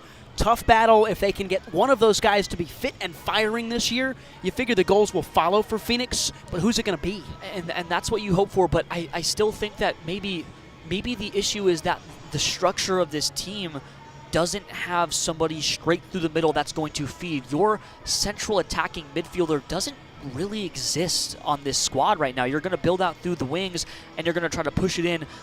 That makes it feel like that Cabral's goals will be tap-ins. They'll be off of service, throwing in that cross. I feel like that Cabral and Nino will struggle because they don't have that talisman through the middle. They don't have the service. It doesn't click. It doesn't work. All right, so that's pretty much Kevin's thoughts on this one as Coach Darnell King joins us now. Coach, you got us? Yeah, got you guys. Tough one tonight. You concede off a mistake out of the back in the build-up in the first half, and you have plenty of the ball down the stretch of this game. Just no clear-cut chances created in the end, it seemed like. Yeah, I just needed to work a little bit more counter movement against our back line. We didn't have that a bit in the first half. We started to see a little bit more towards the second half, as you guys saw yourself. Had a couple chances, started being a little bit more fluid in the final third. Just didn't get it in the back of the net today. Some of the choices you make from the jump in this game as a staff, Colin Smith getting the start at right back, Patrick Rakowski getting the start in goal, and of course up top with Remy Cabral. What went into the week in the process of deciding those guys in some of those key positional battles from this offseason were the right fit for this game? Yeah, just through the week, it just seemed like the boys were doing well in the positions, and it was just a decision that we made as a staff and as a group, and we felt strong about it. And we were pretty aggressive in the second half, like I said, and the subs came on and did their bit. But those guys who performed in the first bit, maybe there was a little bit jitters or something, but once we got through it, I think we started showing a little bit more of our quality. So like I said, we just didn't put it in the back of the net tonight. Things you take positively from tonight in terms of it's match week 1, it's week 1 of the project, and you've been able to show some stuff. Yeah, guys got that 90 minutes under. They felt the atmosphere. They know what it's like. They see the passion from our fans, and they know what they need to bring here. And they know what they need to do to represent us. And some chances across the front of the goal we could have had. And we're getting to the area. Now it's just putting them in the back of the net. So I take that as a positive.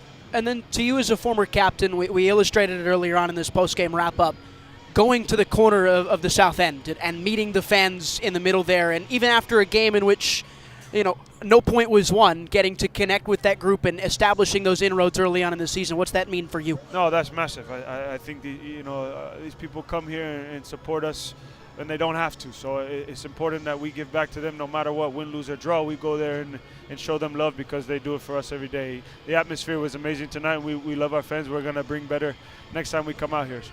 El Paso, 2-2 draw today with Colorado Springs. They're up next for you guys on the road. That's Coach Darnell King, one of the assistants of this Phoenix Rising team. Coach, we thank you for your time. Cheers, guys. And that's going to end in a defeat for Phoenix as we will step aside. We'll come back with one last word on this one. Mahir Sinhasan will join us after the break to break it all down on the Rising Radio post-game wrap-up here on the Phoenix Rising Radio Network. I'm Naheem Hines, proud supporter of the Muscular Dystrophy Association. My mom has muscular dystrophy, and the MDA helps her and kids like my buddy Ethan. My name is Ethan, and I'm 12 years old. Thanks to the Muscular Dystrophy Association and people like you, I have more hope than ever before. And MDA funds over 150 care centers for kids like me. For over 70 years, MDA has been transforming the lives of people living with muscular dystrophy, ALS, and related neuromuscular diseases. Learn more at mda.org today. We're the Goo Goo Dolls. We're fortunate that our daughters have what they need to grow and learn. But that isn't the case for nearly 13 million kids in the U.S. that struggle with hunger. Childhood hunger is a heartbreaking reality that Feeding America is working to change. Each year, the Feeding America network of food banks rescues billions of pounds of good food that would have gone to waste and provides it to families and children in need. You can help kids in need in your community by visiting feedingamerica.org. Brought to you by Feeding America and the Ad Council.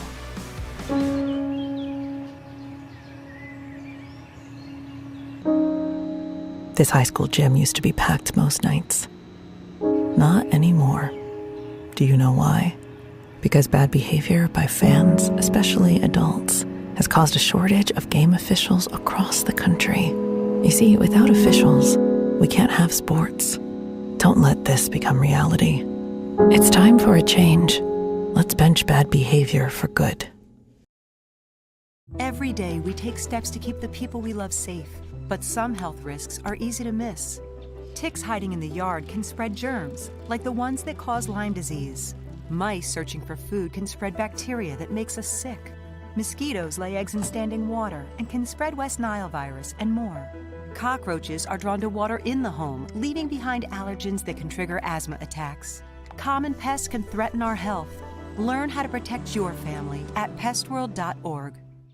This is the Rising Radio post-game wrap-up on the Phoenix Rising Radio Network.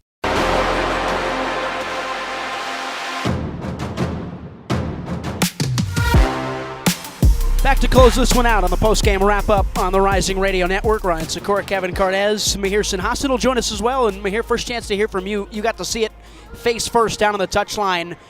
It got going at the tail end, and the signs are there of a team that can compete in this league, but still not enough goals for Phoenix Rising. Yeah, it kind of reminded me of the offensive production from last year, Ryan, like you guys said. Deja vu. You can see the type of wing play, you can see the connections, you just can't find the goals. But like you said, there's a lot of potential in this team, especially when you look at how they were communicating towards the second half. The energy started working in their favor. It just came down to trying to find that precious, precious goal. I mean, again, it's the same thing as last year, as you bring up. A scoreless night for Phoenix Rising, a 1-0 defeat. Alex DeLue got the winner. Tulsa did just enough. They sat back, defended well towards the tail end, and made it really hard for Phoenix to create too many clear-cut chances, Kev. Yeah, Tulsa just built up that mid-block, and they never left it. When they switched to that back five that they were holding in the midfield, they never left that look because the Rising just weren't getting there. They weren't breaking that back line. They weren't breaking the first, let alone the second. And when they did, it was too disjointed. They oftentimes had the overlapping run. You saw Remy play that ball late in the first half to Darius when they played back and forth. And Darius just was on the other page, maybe even another book. He booked in the opposite direction when Remy tried to play it all the way back. It's those moments where, yes, match week one. And that's where you can rely on the fact that, hey, it might and it will get better after this. It was just frustrating to see because you wanted the opener to be better. Let me hear your final thoughts before we get it back up to Kevin to close it out. You know, I think the one thing is what I saw post-game, too. Pamo Dukat, he's been tabbed for his accountability, his transparency, really with everybody, with the media, himself, his players, and you really saw that towards the end of postgame. You know, he was having a talk with Carl Saint one-on-one, really encouraging him, even though he didn't have the best of games today. You saw really that just whole line going almost around the grandstand, at least halfway around the grandstand.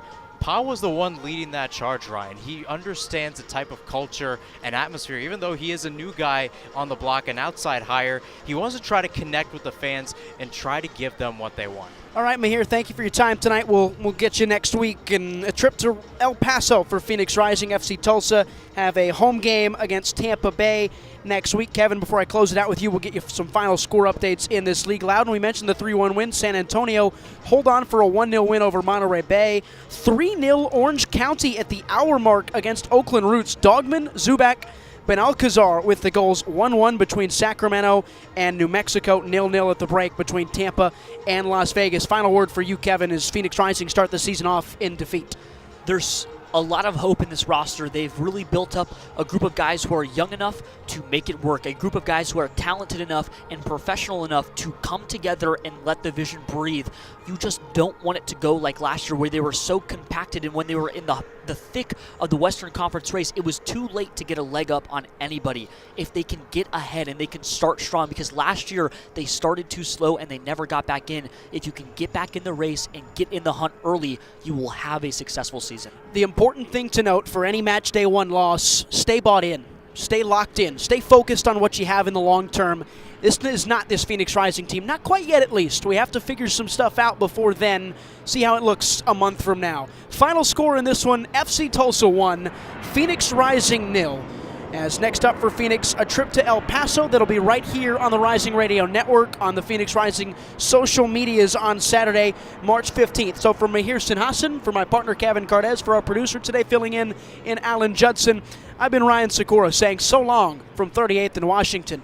2025 is underway for Phoenix Rising Football Club.